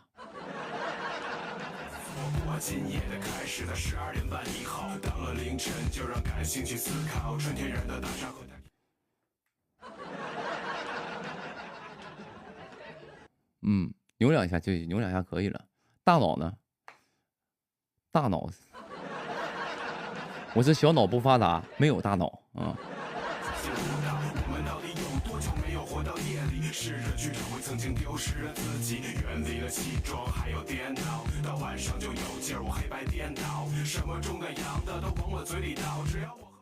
腿太长。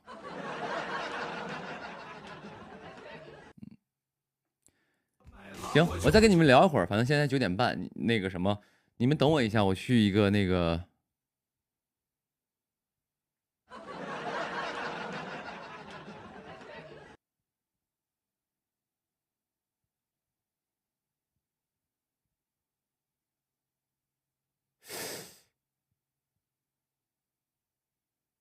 朋友们，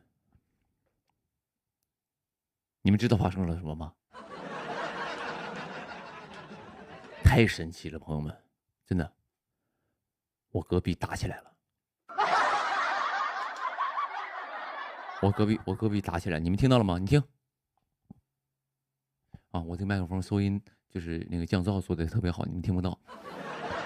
这样，我隔壁现在打起来了，我现在马上就是过去一下，好不好？你们这样式儿，你们在这等我一下，先别走，马上回来，好不好？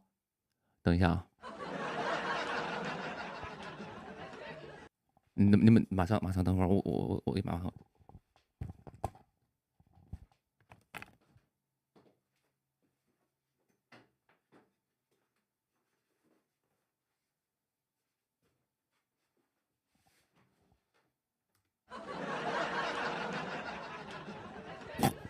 我过。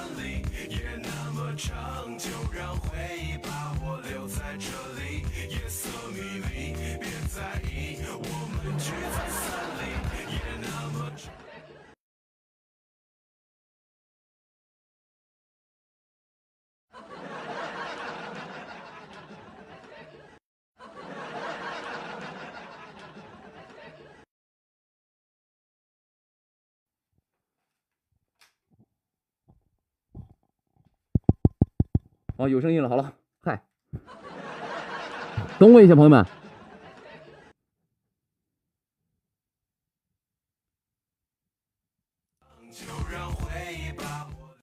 什么玩意儿没声音了？没？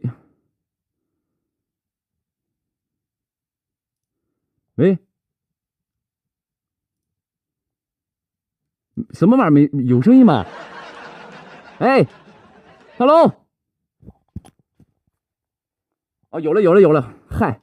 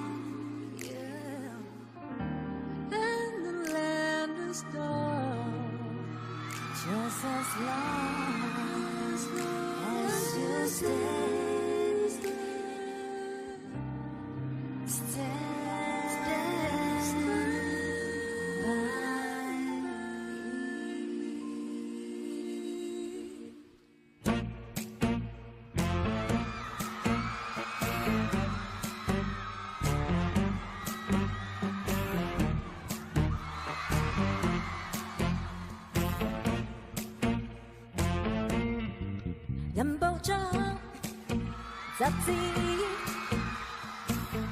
話我多失意，話我心裏滿空虛很多次，但我心卻失意，只想知開解我，令我可以獲得你心 Stand by me。再次共你相處，日子多思念，為你歌唱這一生 Stand by me， 令我真摯的女子，分披上無語，令你傾聽一生 Stand by me。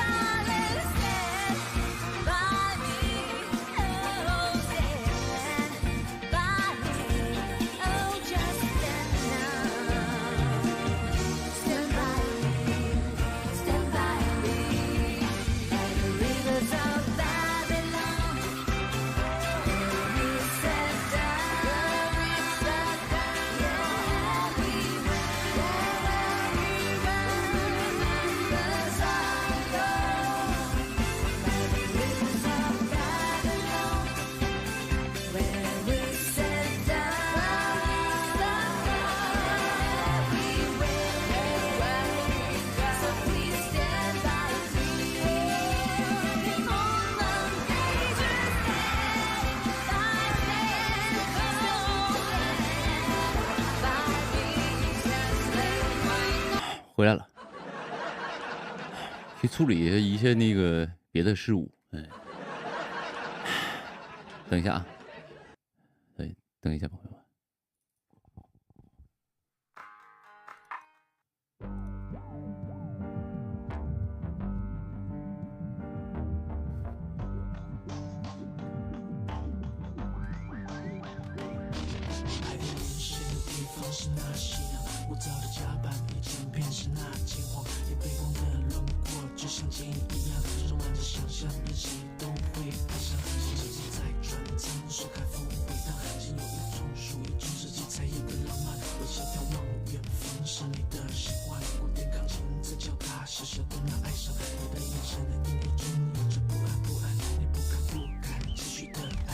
没打起来啊，没打起来。隔壁在那就是那个什么呢？那个看电视呢，那电视声音比较大，我以为那边就是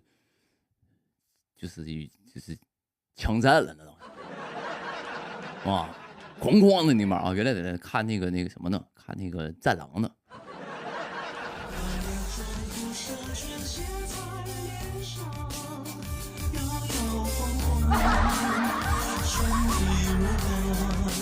有朋友说又是无间道，不是，这次是战狼，而且还是第二部《战狼2》，好像是，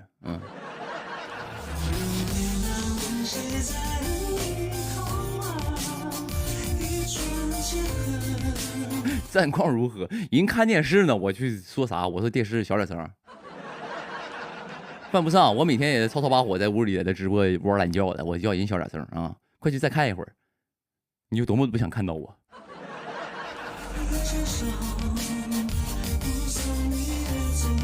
人的悲伤。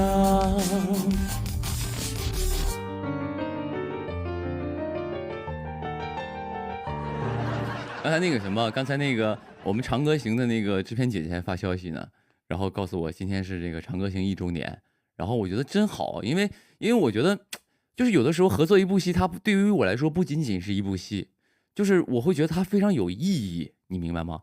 我也拍了好几个角色了，但是就是这个浩都这个角色，我觉得给予我的东西就是很特别，你知道吗？就比如像就真的是就是我不知道你们会不会有这种感觉啊，就是有一种莫名的荣誉感。我说的这个荣誉感是什么呢？就比如说我会跟那个姐姐分享一些，比如说我那个像张碧晨老师不是唱了那个《光的方向》吗？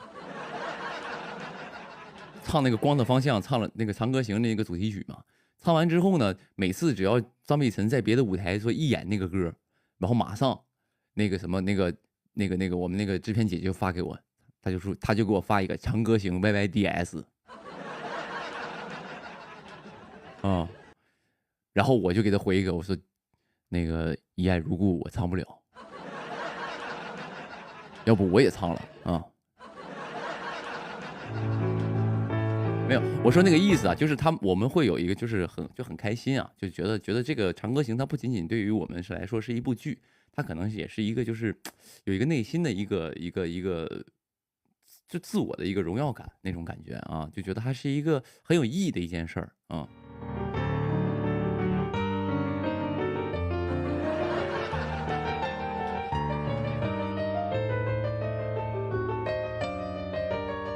有朋友，你这回答的，我能那么回答吗？我不开玩笑吗？啊，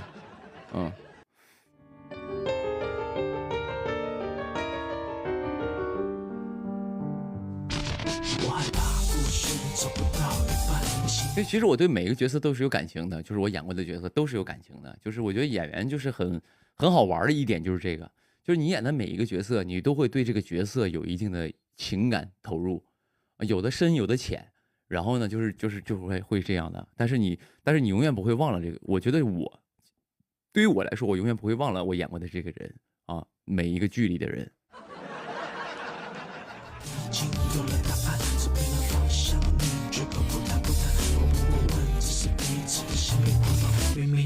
为什么唱不了《一爱如故》？那个歌吧，就是比较伤感。然后上一些晚会节目的时候呢，就是选的歌呢，其实说句实话，大家也不是说去听你演唱会去了，还是希望多一些热闹的歌曲。那个歌就没那么热闹啊，是这样的，因为那是一个就是比较抒情的一个苦情的歌啊，就是上晚会什么活动，再加上这2年学晚会也不多。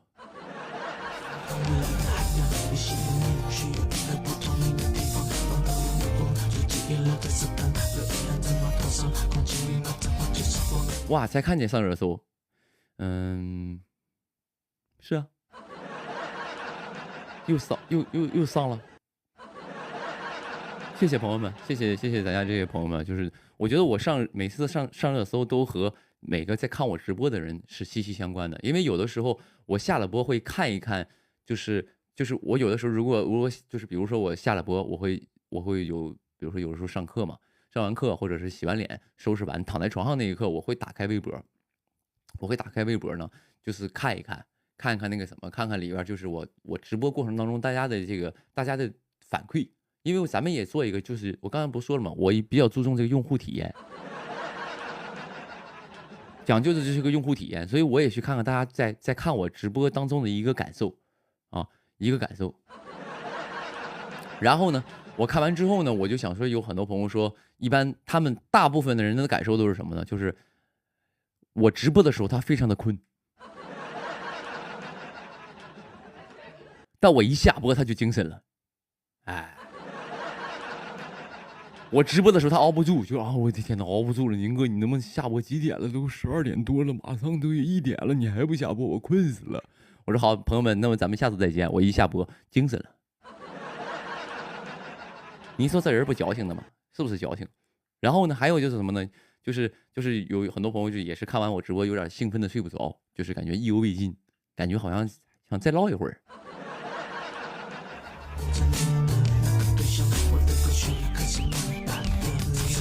然后呢，我也很开心什么呢？就是确实看我直播的有很多也是这个很多就是正常的这个微博用户，说的比较官方微博用户也有一些微博用户和微博会员们但是他们确实不是我的粉丝，但是他可能因为他的名字，包括他后面这个小尾巴都挂在他的这个 idol 嘛，对吧？他上面都有那个自己名字，右上角不都有一个小符号嘛？就是基本他粉谁一目了然，哎。我看到很多别人家的粉丝来看我直播我觉得挺好的，我觉得都挺好的。然后他们说的话也挺好的，就是意思就是对我表达了他的一个对我的一个欣赏。第一次，啥是正常微博用户？就是你我都属于正常的用户，在微博上骂人那些属于就是不正常的。我这么说懂了吧？然后呢，就很多朋友就是有我的那个，就是会对我的直播有一些评价呀，然后我会点开那个关于刘宇宁直播，然后那个一些评论什么的，我会看一看。然后呢，有很多朋友评论挺好的，然后呢，我也挺开心。就是每次我觉得这个东西都是给我动力。我看完之后，我觉得我好像这个直播还挺受大家欢迎的，起码大家看完之后，有的朋友哪怕说没那么有意思，但是他获得了陪伴，或者获得了这个一个消磨时光的一个机会，我觉得那就都挺开心的。然后呢，他们其他家粉丝在这个表扬我的同时，然后吐槽了一句，说也不算吐槽吧，就是自己就是说了一句，如果我们家的 idol 能够这样就好了。我突然有一种就是，我是不是不该这么播呀？我会让这些朋友有一些小落差的。不太好，当然他们也不会说因为这件事我就想说，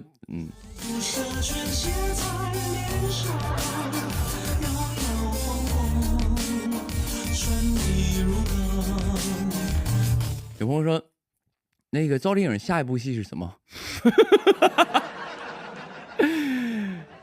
你还问我就是内部消息是吗？是不是？问我赵丽颖下一部戏是什么？下一部戏网上不都有吗？都说了吗？我都看到了呀。我都看到了呀，对啊，你们没看到吗？你上我这来问了。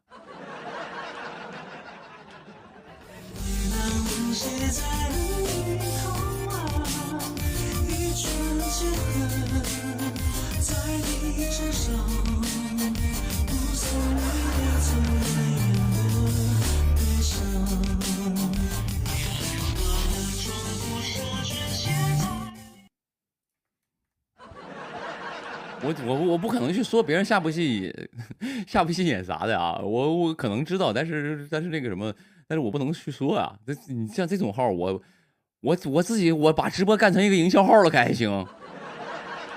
那不疯了吗？那不就是有损这个行业的一些秘密吗？人家每个剧有自己的宣传节奏，我不能给人打乱了我不能给人打你这让我这是来我这就是买瓜来了。想要知道这个赵丽颖下一部戏演什么的，就是请加我的微信，给我转10块钱红包，我就告诉你，好不好？咱们就小赚一笔。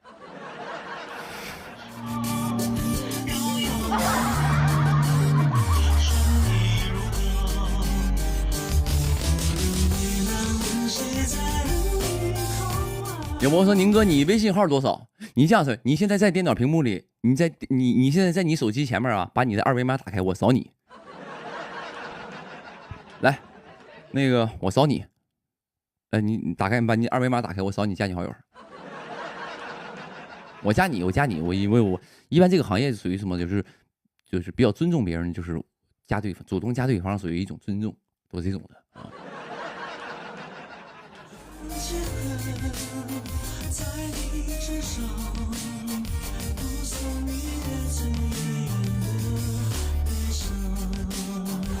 但是那个什么，那个赵丽颖老师，我怕我不知道该怎么称呼啊，一般就叫丽颖嘛。他给我那个什么，他挺好的，给我介绍活，他是让我去他后面那部戏的啊，他让我去演。他跟那个制片方，然后包括跟制片方也说了，然后制片方也挺好的，包括导演都来找我了，让我去他下边那个戏，但我时间是对不上。他那个戏我时间是有点就跟他有点撞档期了，所以我他那个去不了，要不就这次真是和丽颖合作一次了。但是很感谢那个剧里制片方，包括导演，包括那个什么，包括丽颖，都是极力推荐我，想让我去。但确实是时间撞了，因为我这个后面那个戏跟他时间正好是卡上的啊。希望下次有机会吧，真的是特别好。等他那个来横店拍戏了，我到时候给探班去。但是不知道他什么时候来横店啊。差点说漏嘴了。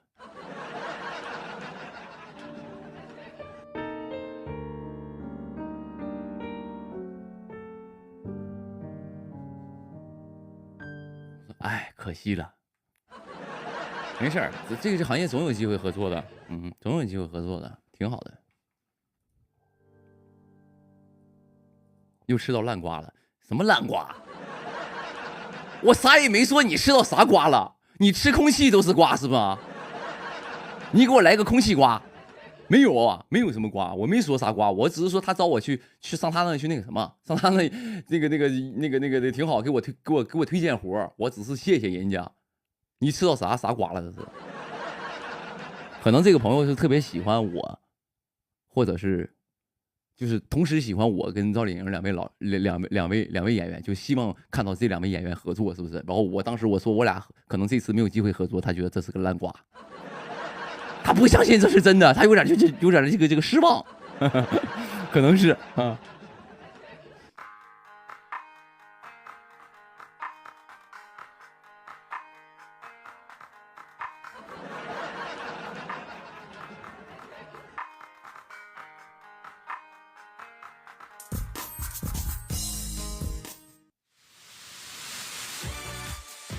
今天怎么没有动画片啊？我失去了童真，我童心已经泯了啊，就是不想看了。也没有啦，就后面景别太小了，所以呢就是没放电视啊。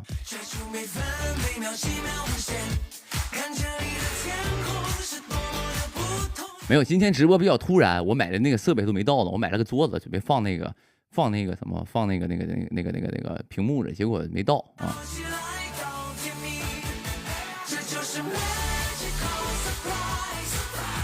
你播这首歌什么意思？这首歌就是来自这个上海迪士尼的一首主题曲，演唱者是摩登兄弟刘宇宁。上海迪士尼是一个充满快乐的地方哦，无论你是男人、女人、大人、小孩，到了那个地方，你都会获得快乐。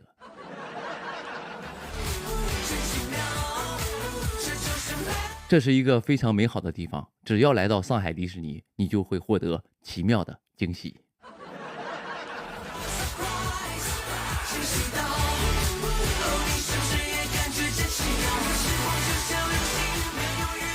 有朋友说是景象的声音吗？这歌刘宇宁唱的。这歌刘宇宁唱，刘宇宁认不认识？刘宇宁知道吗？一个歌手，现在最近在那演戏呢。有没有？认不认识？不认识啊？不认识，去看看热搜。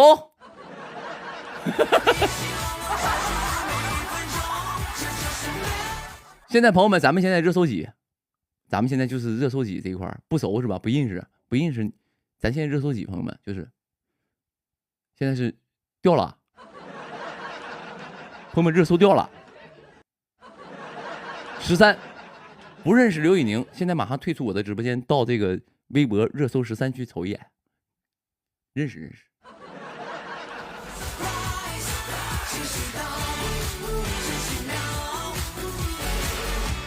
真不认识，今天不就认识了吗？对不对？有朋友从热搜进来了，谢谢，很多朋友从热搜进来了啊！此时此刻，如果还没有关注我微博的朋友，可以关注我微博，没事上来跟你们唠会嗑啊，给你们讲烂瓜，烂瓜还行，我都被人批评了啊！啊，热搜15了，下了掉了是吧？啊，掉一点，没事啊，无所谓，只要在上面就行啊。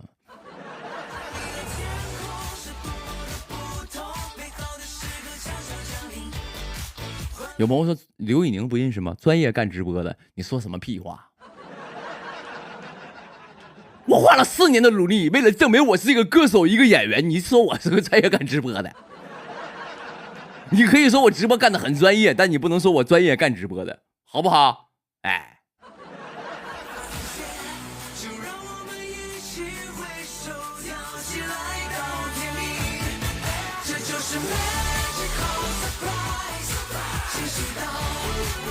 我跟大家讲过，我的专业是什么？我上高中学的专业是这个厨师。我的厨师是我最专业的地方。你要说唱歌、演戏、直播都没有我厨师专业，因为我只有厨师这一块是拿了毕业证的，我还有这个烹调师证。咱这一块都是从食品营养与卫生这一块从头学的啊。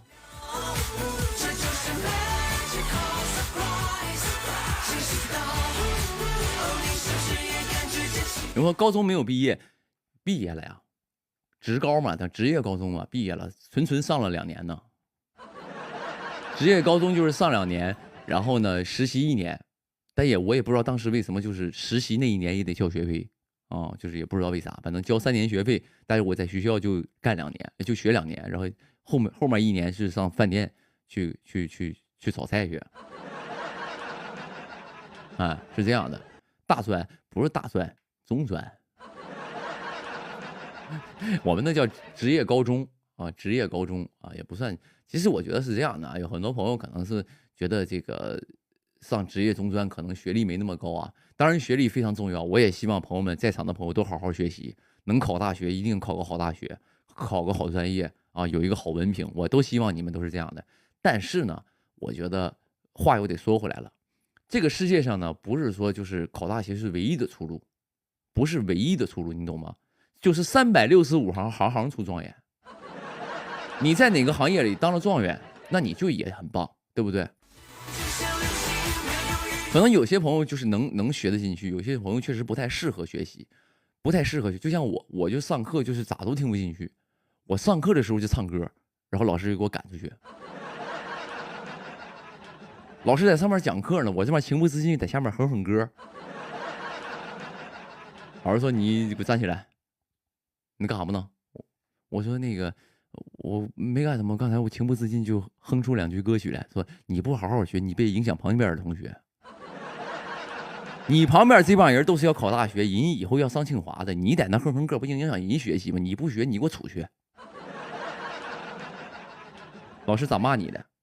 我老师就这么骂我呀，啊，就你一天到晚你在那混呢啊！我告诉你，你不学不要紧，你不要影响其他同学，好不好？你要是刘宇宁，你觉得你以后能当明星的话，那你就去当明星去。我们这是学习的地方，你天天搁课堂上唱歌算怎么回事？是不是？你给我出去啊！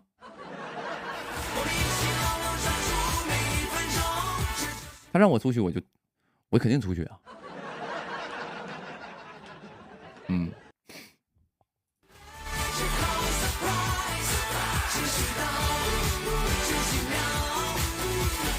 有没有说别影响其他同学睡觉？嗯，也是。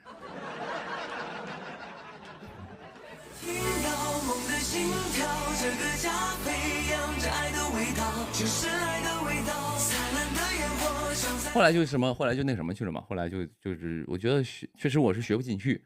当时因为家庭条件不好嘛，我就想说就学个手艺，别饿死。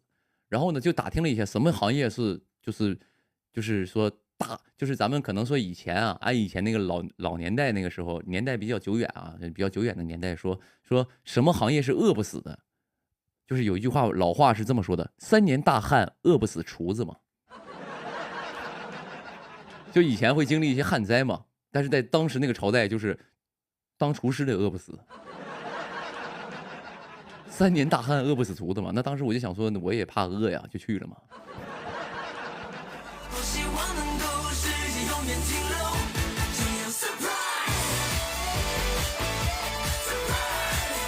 然后我就学厨师去了，然后对吧？所以厨师拿到了一个专业文凭。在学厨师的时候，我还是我们班的那个英语课代表呢。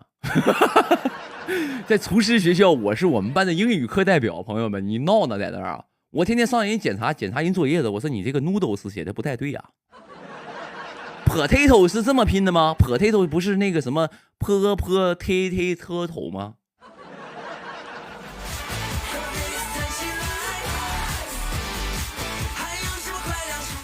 你说你就在学校，在上初中的时候不好好学英语，到了厨师职业学校去当英语课代表去了，真的假的？这真事儿啊，这真事儿。我真是因为很感谢我初中老师，我初中老师是一个那个什么，是一个那个就是他的每个初中老师都会教一门嘛。我初中老师的专业教我们的专业啊，教我们的科目是什么呢？是英语。所以呢，我其他啥也不学，就英语得学一点。但是那个时候我也不喜欢学。啊，但是不喜欢学，你没办法不学，因为不学他是真打你啊，真骂你。然后那个时候就每天就是回去就是英语还学一点，所以英语有时候考试，当时初中英语我能考80多分呢，还行吧，朋友们。potato 啊 ，dumplings 是吧 ？noodles beef 啊 ，beer whiskey 啊 ，strawberry 你看看 apple pencil。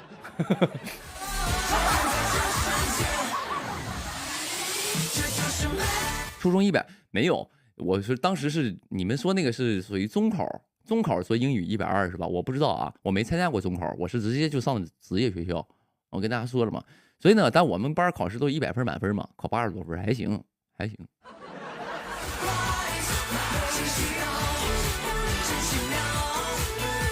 所以呢，接下来就要给大家唱一首英文歌曲了，朋友们。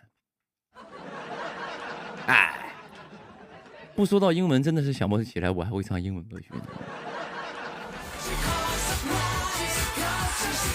你们点一首吧，好不好？你们有什么想听的英文歌，点一首，我给你们唱个英文的，行不行？今天给你们秀一下我这个英文水准。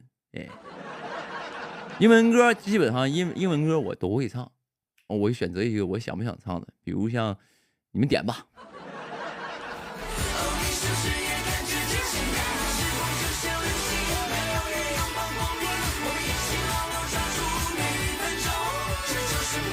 Yesterday once more 是不是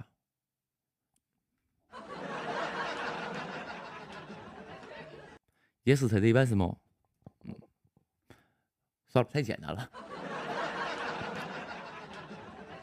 Lemon tree， 柠檬树是不是？来 ，Lemon tree，Lemon tree， 我还真的会唱。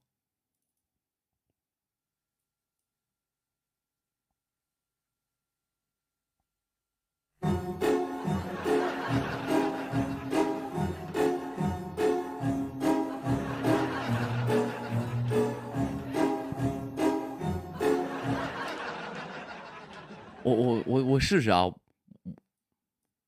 检验我英文的时候到了，朋友们 ，Lemon tree 啊 ，Lemon tree 懂不懂什么意思？朋友们 ，Lemon tree，Lemon 是什么意思呢？就是那个柠檬的意思 ，tree 呢就是树，合起来就是柠檬树。I'm staying here in a boring room， 哎，就是什么意思呢？我呆坐在了这个无趣的房间里。把歌词打开，你们知道我没有在瞎唱。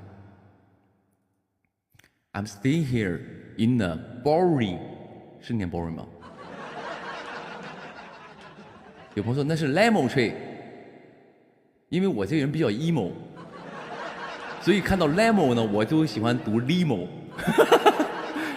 就是它有点就是我们丹东口音啊，就是有点大舌头，就是柠檬树，我们正常管柠檬树叫柠檬树，所以英文就是 limo， lemon 是吗？你那个是就是一个英式读法，我这面属于就是那种越南发音，咱们学的不是一个就是一个语种啊，就是一个语调。口音啊，给大家唱个 emo 树，来。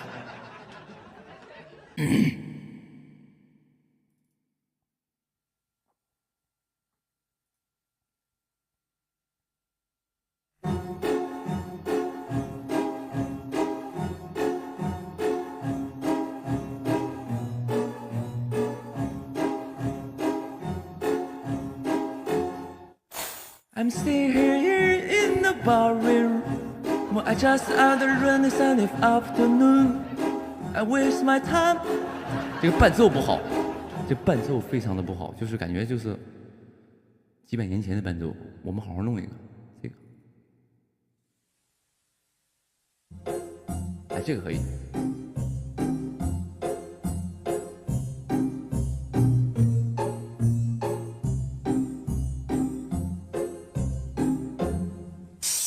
I'm still here in the barroom room. I just not around it's on the afternoon. I waste my time, I got nothing to do. I hang around, I'm waiting for you, but nothing ever happens. And I wonder, I'm trying to run in my car. I'm trying too fast, I'm trying too far. I let my change my promise view. I feel so lonely, I'm waiting for you, but nothing ever happens. And I wonder how, I wonder why. Yesterday you told me about the blue, blue sky. And now that I can see, it's just a yellow lemon tree. I turn my hand up and down. I'm turning around. And now that I can see, it's just another lemon tree. See, da da da da da, dee la da, da da da da da, dee la da, da dee da dee da da. I'm sitting here, Mr. Poor, that let. 差不多就是浅浅的展示一下，浅浅的展示一下，让你们就知道我有这个英文素养就 OK， 素养到了就可以啊。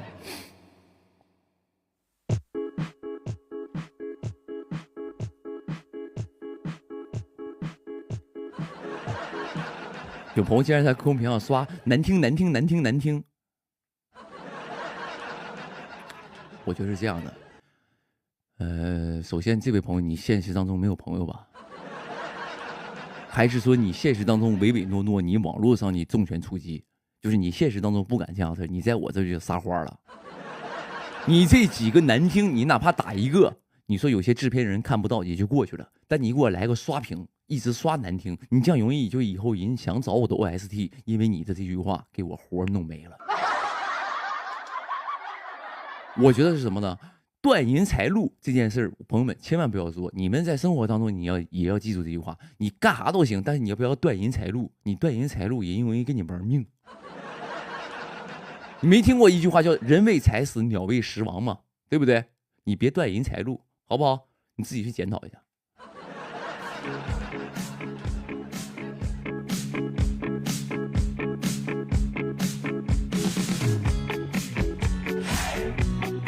你一定要说好听极了。哪怕就是你已经听不下去，你现在在这个电脑前，在手机面前已经吐了一番了，你也得说哇，好听极了，你得捧场，哎。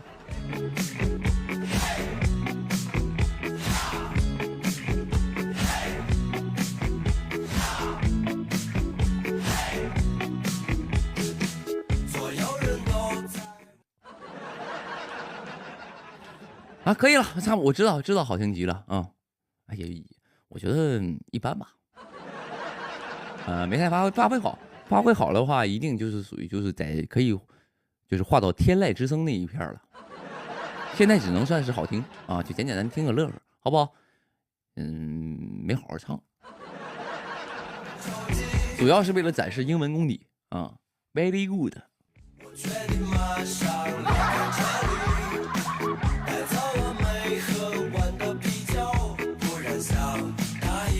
个电话给你，你说你正在努力工作，每天都对着电脑生活，不像我一样那么堕落，天气冷的我直打哆嗦。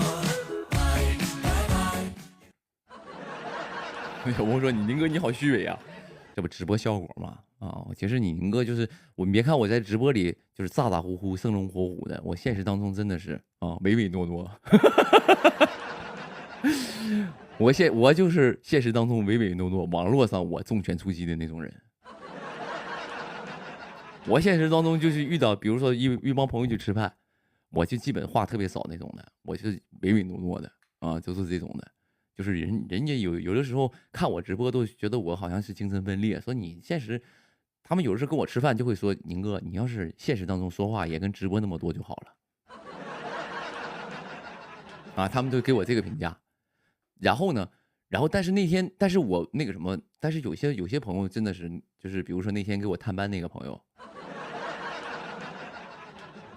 因为他去给我探班嘛，然后我话比较少。然后我怕他认为我不热情啊，怕觉得不重视人家，我就跟人那个景甜还解释呢，我说那个什么，我说其实我平时直播的时候有点疯，但是我私底下可能是话没那么多，我还解释呢，人说人家特别就是了解，人就说那对呀，那你说现实当中你话那么多，那不是真疯了吗？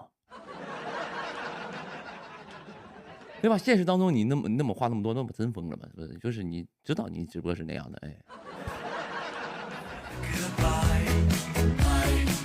有人说窝里横，也不是，因为什么呢？因为我起码知道现在电脑前的你们，不至于往我脸上吐沫，不至于骂我。哪怕你现在哪怕你在我面前，你现在拿到手机离我非常近，你可以贴脸近一点，我们可能这么近的距离，你都不可能，你骂我都听不到。但是现实当中，他骂我真是指着我鼻子说。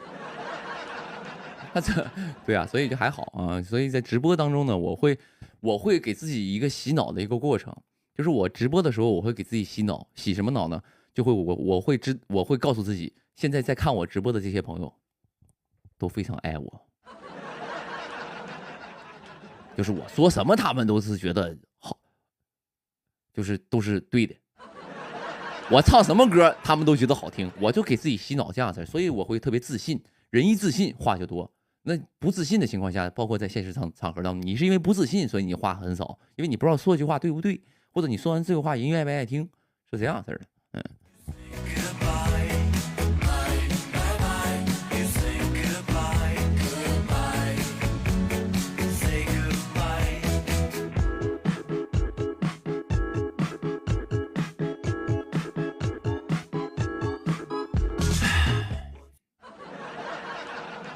行，再聊会儿啊，再唠会儿啥？因为那个，有啥想要跟我聊的，聊一会儿，差不多。我11点之前我就关不了，我11点我今天准啊，11点我就下了，因为那个什么，我确实就是明天我得早起，我11点下了之后收拾收拾，看看明天的词儿，然后背词儿，然后就睡觉，明天早起。然后你们有什么想跟你唠会儿啊？说问我那个问我说当演员什么里边一些好玩的事儿，我可以给你们讲。但你问说下一个谁去什么戏，我是真受不了。啊，这种的就人家戏的具体事儿不能说，反正我知道现在那个什么，现在现在那个景甜老师在那拍游乐园呢，乐游园啊。然后我们杨超越是在拍那个七世吉祥，七世吉祥是吧？对，我就知道我身边这些朋友就是正在拍的，我都能说。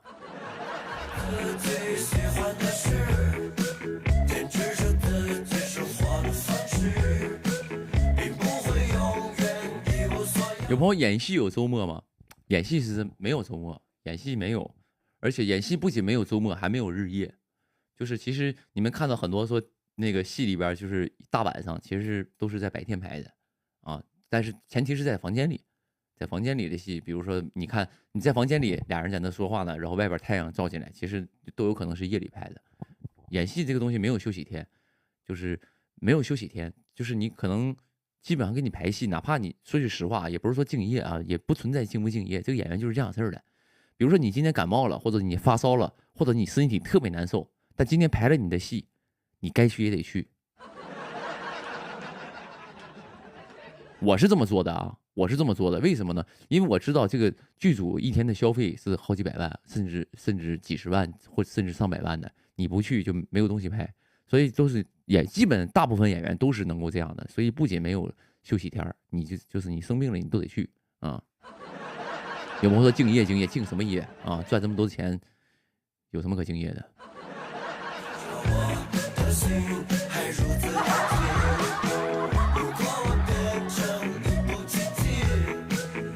有朋友下雨会影响拍摄进度吗？会啊，一般下雨，当然如果你说外边景，你说今天是大晴天，呱呱下大雨了，那不行啊，那就这两种方法，第一是马上改通告啊，第二是等雨停。等雨停这个东西就是个玄学了。有一天就是我们去拍那个打戏，到了现场之后，拍了2个镜头之后，下大雨了。我说导演，要不这场戏咱就改一场雨戏得了呗？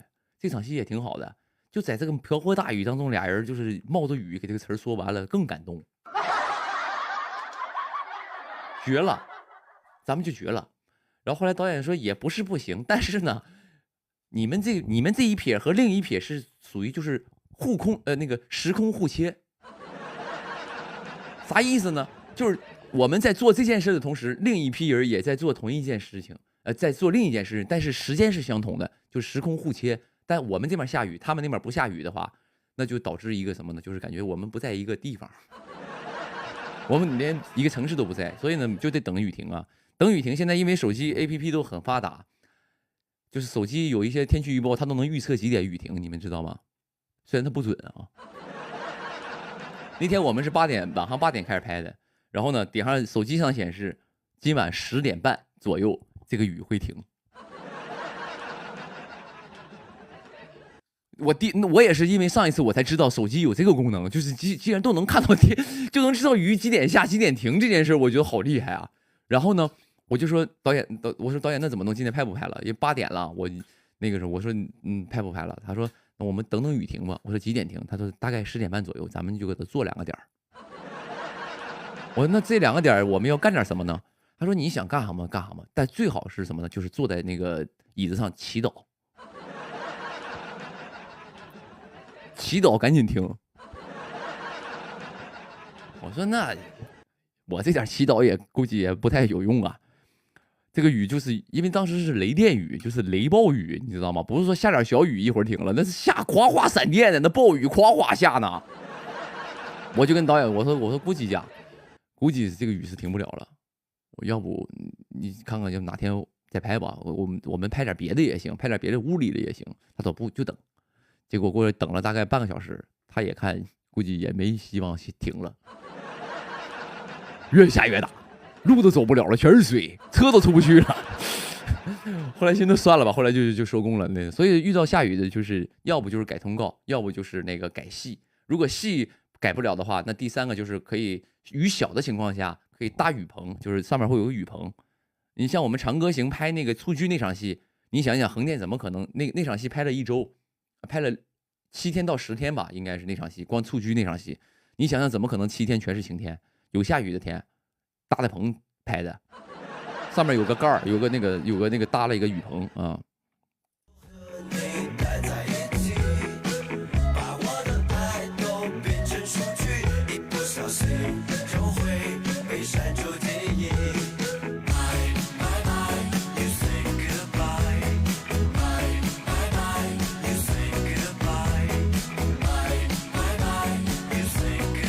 我说宁哥啊，你想演仙侠剧吗？我没有什么想演不想演的题材啊，就除非就是我是不太喜，我有一个题材不是不喜欢啊，就是我可能就会不太敢接这种题材的，比如像什么就是纯谈恋爱那种的啊，就是纯谈恋爱那种戏呢，就是我没有我不说那种剧不好啊，因为我的朋友就很多朋友经常接那种戏。我本人是不想拍那种戏的，就是纯谈恋爱。比如像就是有一部剧叫做千万不要和老板谈恋爱，哦，才不要跟老板谈恋爱那个，就是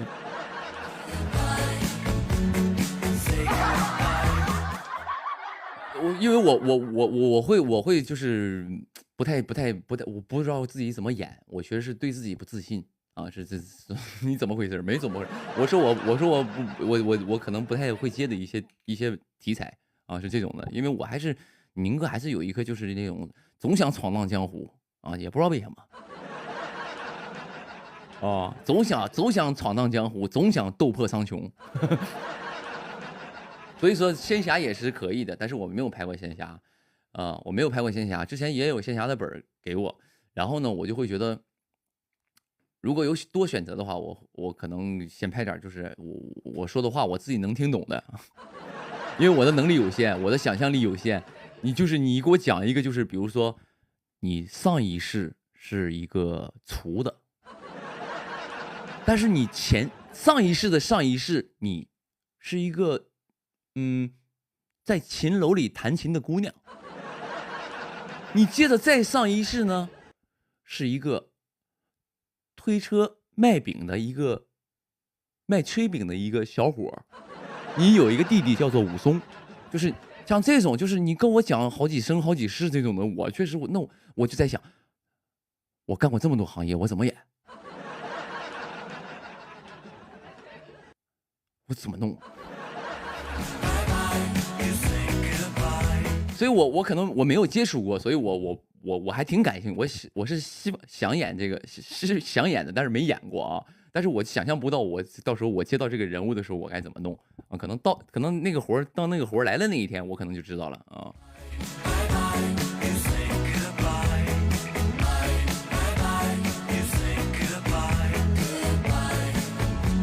有朋友刘大郎。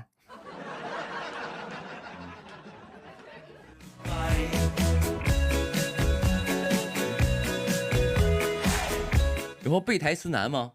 背台词难吗？那个有什么秘诀吗？其实和背台词其实和那个你们平时背课文是一个道理。首先你背台词呢，得有小方法，方法是什么呢？就是没有什么方法，就是你得理解你在说什么。而且台词呢，可能也分导演啊，有的导演就是对那个台词就叫你一字不能差。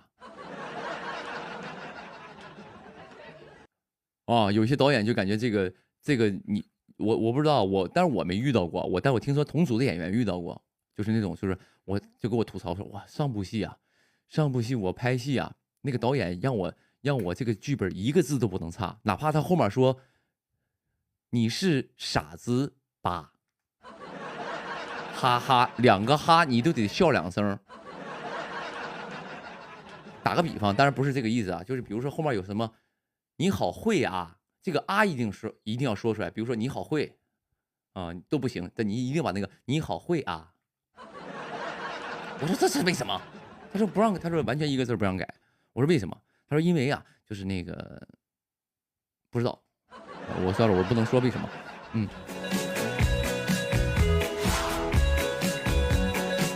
这我跟你们说为什么？因为那个剧本不全，他怕演员即兴发挥，他后面剪不齐，剪不到一块儿去了，所以他不敢让演员即兴发挥，哪怕错两个。但我基本是什么？我基本背台词都是什么呢？都是那种，就是理解他的意思，然后把他逻辑捋清了，就是把他逻辑捋清了，就是把那个比如说大段台词，我要说什么，我要表达什么，我先捋清了就顺着那些话说就好了，其实还好。但是基本上不会一字不差的照着剧本来，但是我会把剧本想要说的表达出来就 OK 了。比如像我前一阵有一段稍微长点的词儿，就是我年幼的时候，刚进山门不久，哎，我忘了，我还想给你们秀一段呢，结果年幼的时候刚进山门不久，当时就被大师兄欺负，他天天让我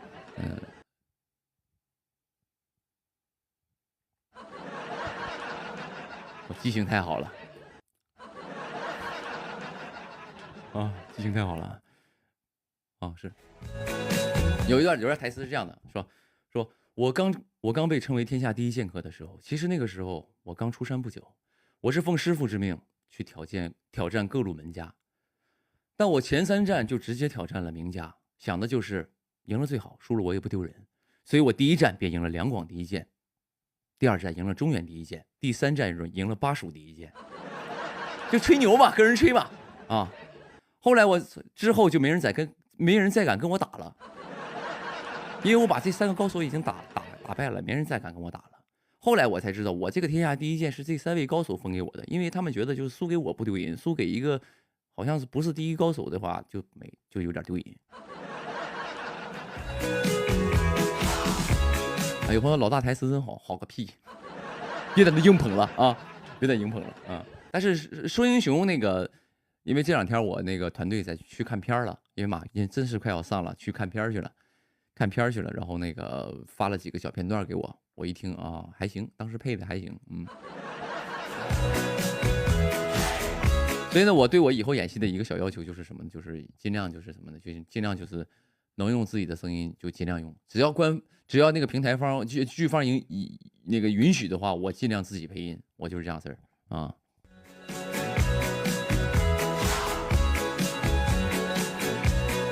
有没有啥片儿？说英雄，谁是英雄？哎，看我这个普通话，说英雄，谁是英雄？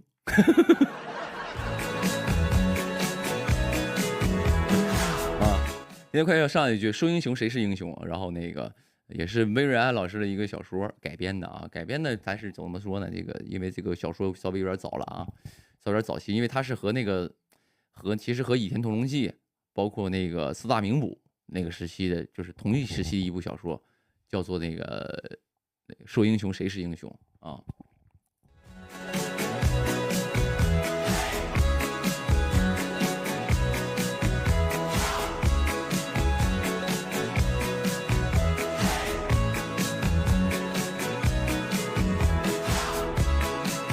有没有说英雄你的戏多吗？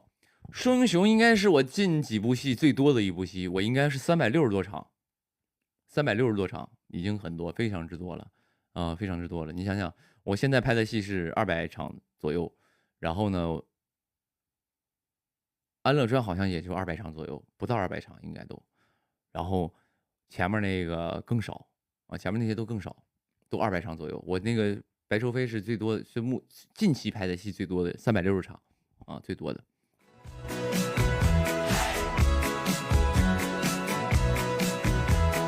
白愁飞，我刚接那个角色的时候，我打听，我还问人家，我说我是男二是吧？他说对，你是一个男二。我说男二，那个什么啊，没有男二啊，我说错了，我们都是男二啊，不是我是男二，就是我们那个苏梦枕大哥，我们陈楚河大哥也一样，我们就是属于就是这个叫什么？这个称呼叫什么？同卡，就同番是吧？哦，并列二番，我们属于就是一个并列二番，我们和那些就是其他包括女演员，我们都是并列二番啊。哎嗨，无所谓了，他们都不是那种计较人。但所以当时我问的时候，我说我这部戏有多少场戏？然后呢，人家那个导演特别好，也是制片方说的嘛，他说那个啊不到300场，不到300场。然后我就觉得哇，好开心呐！不到300场，也挺多了。因为我之前拍都200多场，那这个起码200多场吧，对吧？我觉得那行，因为我寻思我4个月耗在这儿了，我不能说就是我拍个10场戏，我也待4个月，就是希望能多拍就多拍嘛。然后呢，我就当时我就拍了嘛，啊，拍，然后呢，我一进组开机，我说那是不到300场，那到底是多少场呢？298场。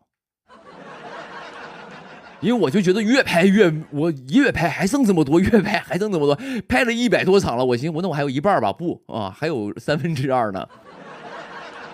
然后呢，我说我拍了100多场，我说还剩多少场？他说啊，你总共戏是298场。我说啊，的确不到300场。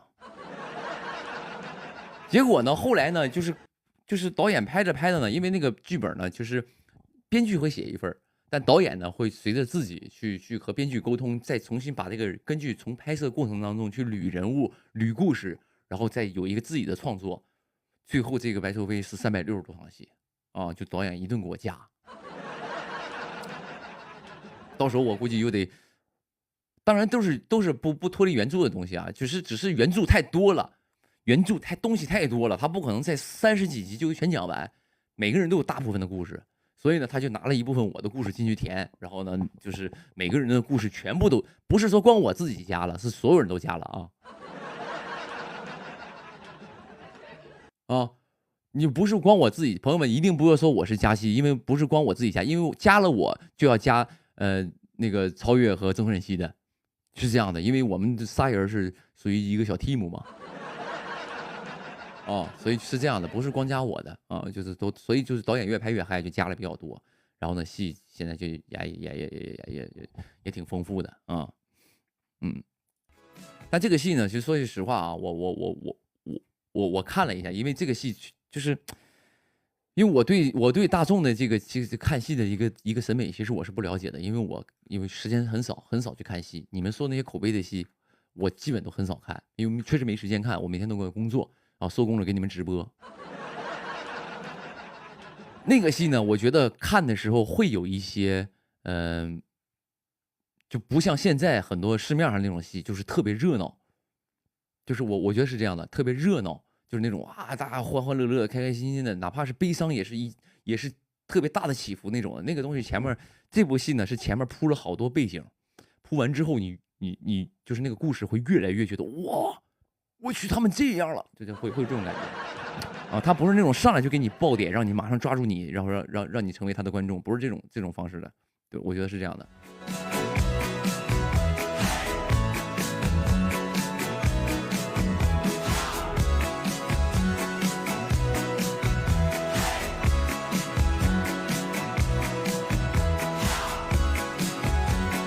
有朋友说，那你宁哥给你加戏，然后加钱了吗？别啥都提钱，好不好？别啥都提钱。宁哥虽然没有钱，但是我真的是不是干啥事不是把钱放在第一位的，就是也没怎么可能因为加戏，人就是重视你，看得起你，给你加戏，给你加故事情节，也不能说加戏，到时候再说让人说我是加戏咖，也没有什么加戏，我没有资源，就是拍了导演拍嗨了，然后就把我们的故事又给丰富了一些，就这么简单啊。也没加钱，不会加钱，加什么钱啊？都谈好的，就比如说你想想，你宁哥在剧组里，人说，哎，那个雨宁啊，我们又给你写了一部分故事，你看你想不想演？我说我不演，那不疯了吗？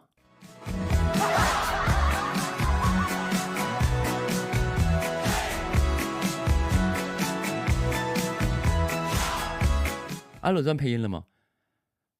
不是加戏，只是丰富剧本，把那个剧本的故事又加了几个啊，加了，因为你光加戏，你得加内容啊，内容是啥？就是事件嘛。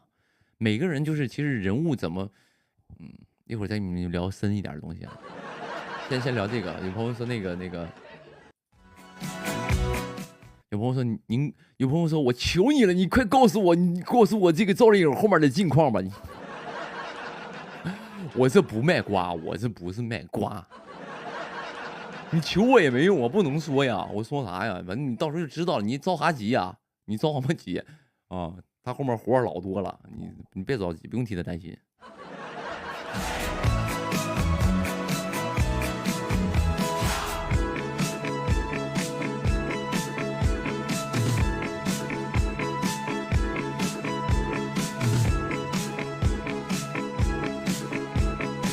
有朋友说演戏和唱歌哪个对你来说就是更重要？这个问题啊，问的非常像一个就是那种坑。为什么呢？因为现场有很多我的这个歌迷，有很多我的这个影迷，哎，有很多我的这个腿迷，腿迷还行，就是也没有什么哪个更重要了。我觉得两个东西啊，都是能够哪面有活就干哪个，不存在重不重要。就是比如说一个戏来了，我会付出我全部的精力去拍这个戏，我要好好给它拍好。那来了一首歌曲，我也会认认真真好好付出所有的感情给它诠释出来，都是一样的。就是看来什么活儿啊，就是我觉得是一个大众看我在哪个市场里更重要吧。在我心里，我是认为我是个歌手啊，我心里是认为我是一个歌手的，是这样的啊。但是在这个大众给予我什么活儿，就可能在他们心里我是哪个更重要一点吧。啊，是这样的。但是我自己是什么呢？我自己出门都说我是歌手啊，为什么呢？因为刚演戏嘛。心里话啊，心里话，就是你说你是歌手，就可能演的没那么入木三分，你也能谅解一点吧。实话，是这样的啊，就是这样，对，真的啊，你要天天出门说，哎，我是那个。比如说你宁哥先说我是那个著名戏剧学院毕业的，一看什么呀？你想想，朋友们，人都是这样式的，人是有一个落差感的。比如说宁哥是中戏毕业的，我说我是在中戏上了4年学，我现在要开始演戏了，演成现在这样，你们一看觉得那好像也就这样啊。但是宁哥要是跟你说，朋友们，我之前啊，我是一个厨师。我之前是一个厨师，然后我在那个服装店干过卖衣服的，然后呢，在那个洗浴中心也当过这个门童，然后呢，我上一世还是一个卖饼的，就是卖个炊饼的，然后当时我有一个有个弟弟叫做武松，就是我之前是干这些东西的，但我现在来做演员，你看我演的行不行？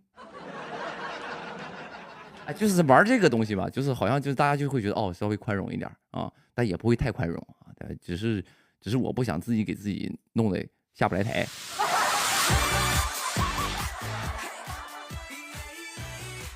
当然，公道自在人心，到时候你们看就好了，反正我不用弄那么详细。有个弟弟叫武松。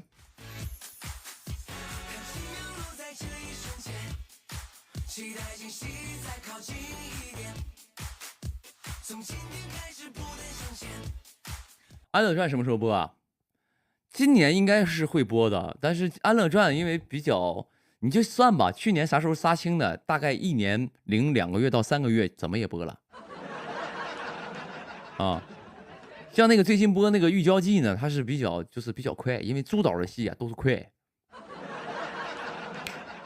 朱导是什么呢？朱跃斌导演，因为我跟他合作过啊，合作过不止一次嘛。我跟他合作过，然后呢，这个朱导呢，当时就是他拍戏属于什么呢？他拍戏属于那个就是他前期会做大量工作，他会把他所有想要的东西，把剧本全码好了，想要的东西，所以工作的时候非常的顺，他知道哪场戏他要什么，然后拍的都特别顺。然后顺完之后，他的功能是他的厉害之处是什么呢？就他拍着拍着就是拍着拍着全部都剪，就是按照他的想法全部剪好了。其实后期都是粗剪，虽然是粗剪，但其实已经剪了70%-80%了。然后后面马上剪得特别快，一配音，呱音乐一配，然后特效一做，然后就他都比较快。他做的东西就比较快，因为就是效率特别高，不是说快等于不认真。你看他拍的东西都是非常棒的，但他是效率非常高的一个导演。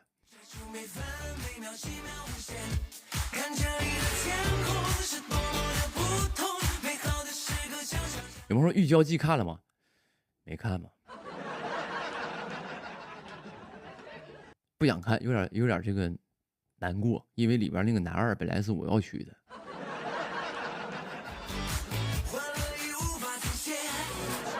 就是我错过的机会，凡是我错过的机会，我都不看。像之前有一个综艺节目找我，后来就别人使坏嘛，用了别人嘛，我没去。然后那档节目我永远都不会看。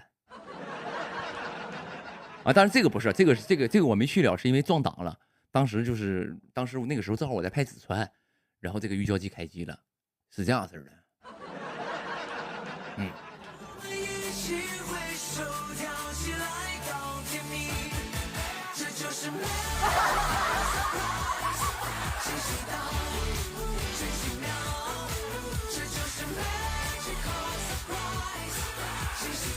痛失深情男儿是啊，但是没有，但是怎么说呢？没有，因为人也是问我，当然没有定我呀，我没有说就是准是我演了，人只是问我有没有时间，正好时间没对上，我就没去啊，我是时间对不上，时间确实对不上啊，当时时间没对上，但是人组导想了我的，就是这么回事啊。人组导因为他虽然是导演，他也不能说定100%，他也是跟那个制片方说推荐我。他是人组导想的我的，就是对我是真好，朋友们真的。后面也给我推活，包括后面那个戏也是推荐我，他当导演那个戏。但是确实因为宁哥确实也有别的活，就是有的时候就是时间撞上了我就去不了。这个戏就是这样式的，就看档期能合得上就能接得上，你合不上你再好的戏你也去不了。嗯。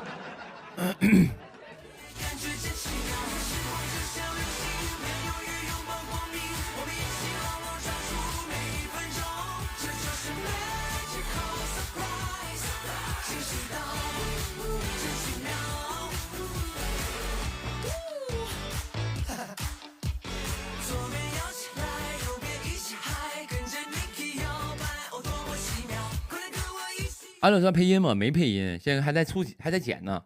安乐传要剪，然后剪完了就是我配音其实最后一步，配音基本上是最后一步，就是定版了之后才配音。你都没定版，你版本都没剪完，然后你就去配音了，那就能行吗？配音是最后一步，配音啊，做音乐啊，做那些东西，做特效啊，都是最后一步。就是你前期先把故事定了，然后全剪好了，然后大概所有的东西都看好了，再后面是特效啊和配音同时进行，包括音乐都同时进行，是这样。配音是最后一步啊，还没配呢，早着呢。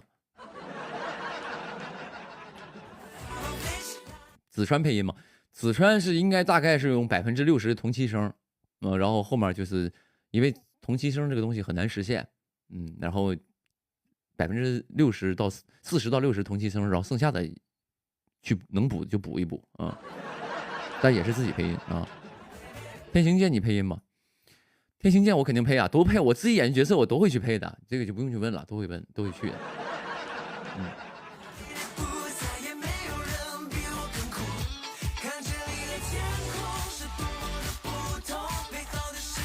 同期声是什么意思啊？同期声就是当时你演的那个时候，你说的话就录下来，当时放的时候那个等剧播的时候，就是你当时就是比如说现在说欢迎大家来到我的直播间，你现在听到这句话不用后期配音，就是我现在说的这句话就跟我画面同时播出去啊。我这么讲你能懂吗？啊，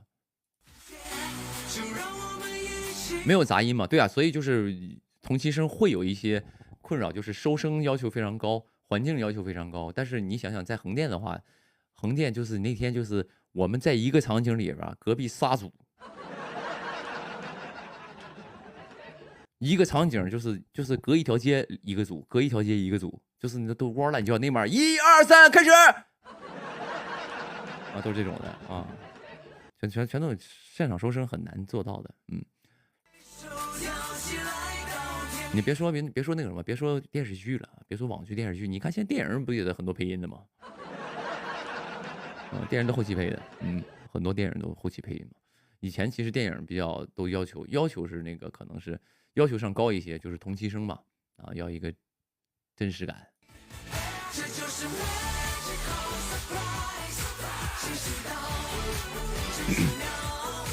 有朋友说配音的时候发现没演好咋办？配音时候发现自己没演好啊，咋办？哭呗，那怎么办？能怎么办？已经都拍完了。其实这个东西啊，你发现自己没演好这件事非常之正常，因为就是演戏真的是个遗憾的艺术，就是你会永远有遗憾。我现在看我演的浩都也有非常多遗憾，看我演黑眼镜我也有非常多遗憾，包括我当时觉得这个白愁飞我演的很好，但我现在看了几个小样之后，我觉得我没演好，就是都会有这种遗憾。就是你现在人在不断的往前走的时候，你看到的东西就不一样之后，你的理解不一样之后，你可能就都会进步，都会有我不是说我进步了，我说都会有一些小小的进步啊，小小的进步，你就会觉得当时那么处理可能是会更好啊，但你当下那个时候你就觉得那个是最好的。所以说，所以谁都一样啊。所以包括什么呢？包括那个配音的时候，可能有觉得有人没演好，其实呢，没演好所以需要配音呐，就是因为你没演好啊。你演好了还用配音吗？你演好了那都够了呀。其实你一个人台词好的话，其实我特别了解一件事啊，就一个人台词如果好的话，他演戏不会差。为什么？你去看王刚老师，王刚老师的台词非常的好，因为他为什么台词好？因为他当时我们录节目的时候，王刚老师跟我们说，他有一个时期在电台工作，他每天晚上在这个电台给人讲故事，他没有学过表演，他没有演过，他没有学过表演啊，他是他每天在电台给人讲故事，但是他这个表达能力强了之后，当他去演戏的时候，你说的话，你看，比如说你说的话，自然就会带动你的表情，你明白吗？你不用你演。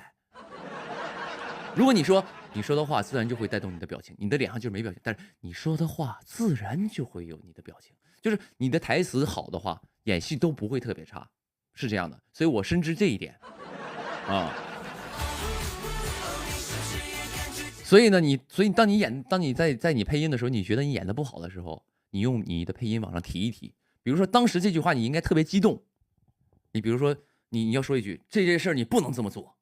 但是当时呢，你可能是这样说的，这件事你不能这么做，可能情绪没到，但对方演员给了你一个特别积极的，但是你在配音的时候你才会发现，所以你在配的时候，虽然表情没到，你看啊，同样的表情，这件事你不能这么做，这件事你不能那么做，其实是一样的，表情是一样，但是声音不一样，所以用声音可以把表演找一找，所以就是后期配音可以帮助你的表演啊，是这样的啊，所以演的不好也能有一些往回找一找。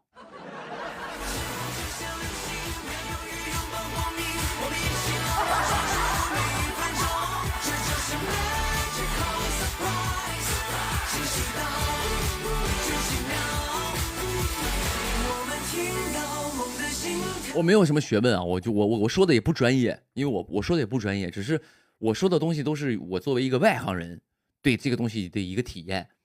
就是我干了这行之后，我对这些东西的一些理解，我说的非常可笑，非常的幼稚，非常的这个不专业啊。但是只是我把我自己的一些想法分享给我的，就看我直播这些朋友啊，只是我的想法非常浅薄，也非常可笑，非常无知。但是我就是喜欢跟大家分享，讲着玩，听一乐呵啊，就这样的，培养着爱的味道，就是爱的味道，灿烂的烟火像彩虹划过，多希望能够时间永远停留，这样 surprise surprise， 和你谈起来，还有什么快亮出来，就停在这瞬间。然后哥要参加男生女生向前冲吗？是啥玩意儿？就是在那个一个游泳池上放了好多那种障碍物，然后谁冲了过去能领个彩电回家那种是吗？各种关卡闯完之后，就是闯过去了，然后用时最短，就是给个彩电拿回家。我不去啊，我的体力去不了那种节目啊，我也没时间去参加综艺。今年我没有综艺的时间了，因为我下一部戏就是1天假都没有，所以我把这个开始推理吧，这个节目录完之后，我今年应该中间这个2、3季度应该是接不了那个什么了，后面的戏就是对，就是没什么时间去接综艺了，所以你说那个男生女生向前冲就是冲不了了，让别人去领那个彩电吧，我不配拥有彩电，我家有啊。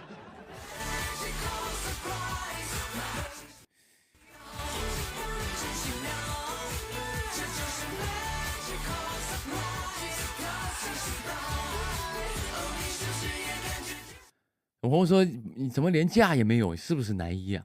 不是，假没有的原因是因为那个我给的拍摄时间比较短，跟这个没关系，就是因为我只有那个时间有时间，我只给了那个签的工作日嘛，我只有那些时间工作日是有时间的，我必须在那个时间内把戏拍完啊，所以我就一天假没有，并不是我就是我的多重要，我不重要，我也是一个就是不是不重要。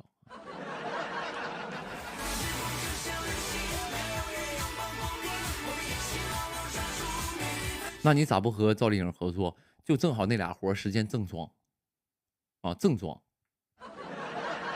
正装，正装，你明白吗？所以就没办法，就正装啊。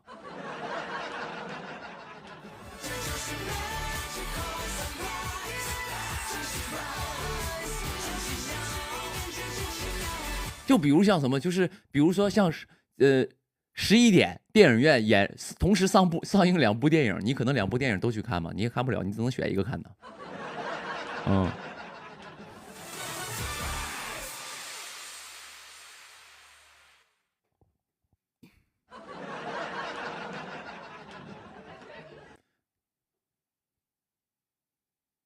有朋友说看见我，有朋友在公屏上打字说，如果你看见我了，你就摸一下帽子。你给我俩玩那个就是算命的在那儿，你给我俩玩玄学。你要想让我看见你，直接说呗，还说你宁哥，你要看见我的话，就是摸一下帽子。你给我俩对暗号在这儿，你在我直播间给我俩对暗号在这儿，我抠鼻子吧，啊，我看见你了，我抠个鼻子啊，嗯，可以吗？我俩对暗号还行。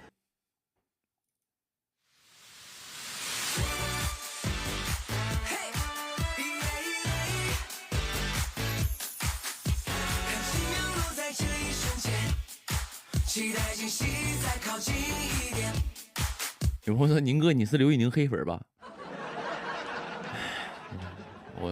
我自己黑我自己，我先把自己黑了，就是别人可能也黑我，也没有我自己黑我自己这么狠。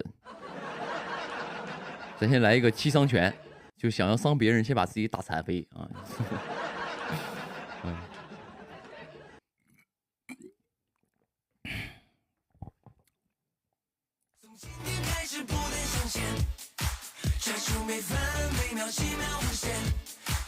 有朋友宁哥想看你拍偶像剧，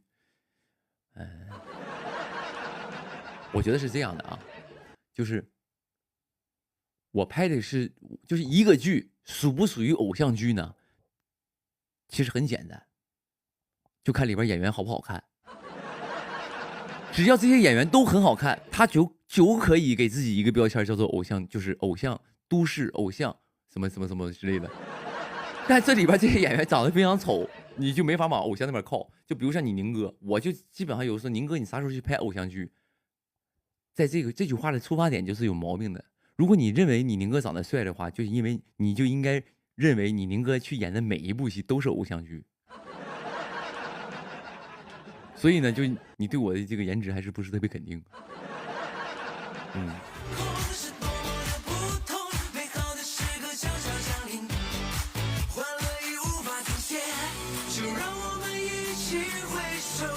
现在人都不说，都说那个古偶什么这个男的丑吗？是什么玩意儿？说我就怕人说我是这个丑男什么的，所以我想跟朋友们说，我演的古装剧呢都不是古偶，我们纯是一个就是一个纪录片儿，写实风的，我们都不是古偶啊！我演的戏都不是古偶，就是偶这个东西去掉，好不好？我们都是就是古装剧而已，不是古偶，因为我很耻偶。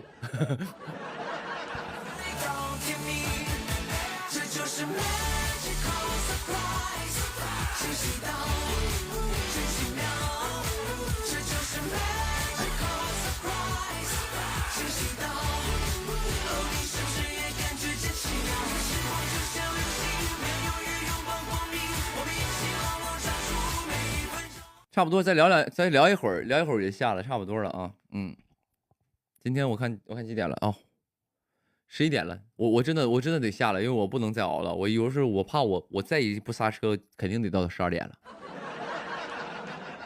对，所以差不多了。我今天说我11点下，我真的得11点下，因为我得控制我明天还一堆工作呢。哦，今天起太早了，差不多。如果此时此刻你还没关注我微博的朋友，关注一下我的新浪微博，我叫做摩登兄弟刘宇宁啊。可能很多朋友以前不认识我，也可能认识我，但是没看过我直播。如果你今天来了，我觉得就是缘分，走过路过不要错过啊！关注一下我的微博，然后呢，我下次直播的时候你可以进来溜达一会儿，喜欢看看一会儿，不喜欢看就下次再看。也谢谢今天朋友给我的热搜啊！今天所有的观众朋友给我的这个热搜，感谢，真的非常感谢，也感谢今天每一个陪伴我直播的朋友。然后很多朋友可能中途进来的，然后也陪到我最后，也谢谢这些所有陪到我最后下播的这些朋友。然后呢，也希望你们明天周五，然后还有一天的工作，可能上学，然后呢，也希望你们一切都顺利。在这里呢，也祝各位度过一个轻松快乐美好的夜晚。这一夜有你们真好，愿你们这一夜过得愉快。咱们下次直播不见不散，晚安各位，晚安。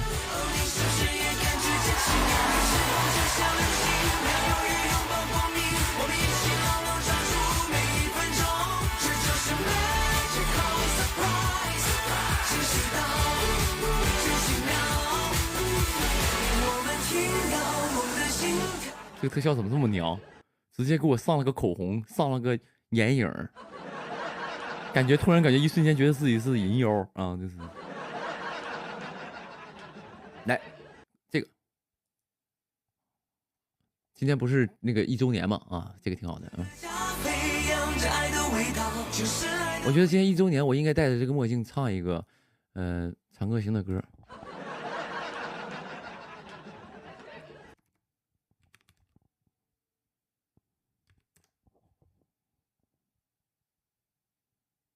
来一首这个萨顶顶老师的吧，我比较喜这个歌。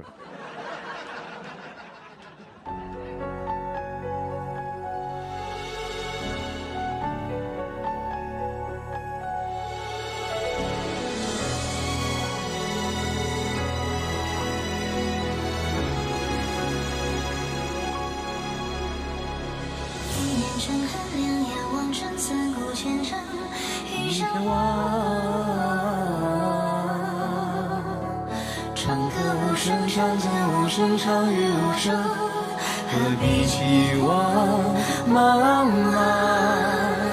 无限无山无爱无恨无妄无嗔无涯，寂寂隐隐有了一生愿望。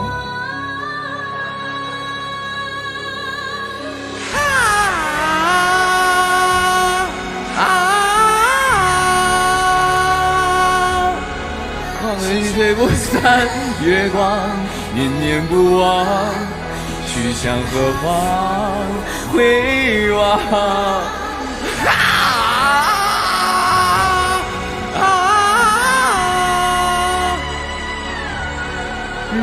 你渐渐无常，情丝成双，执念如残花，似笑闭上又何妨？遗忘。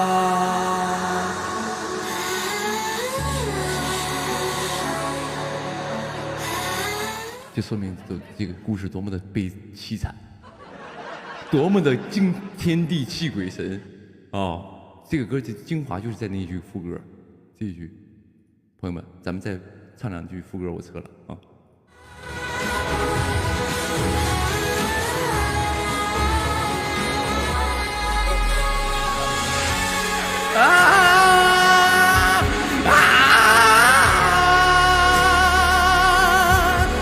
假若不见月光，做作什么？我在一方回望。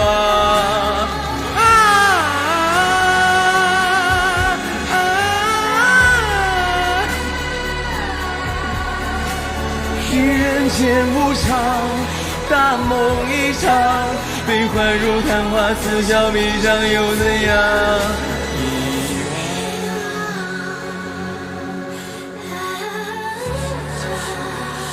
晚安，各位。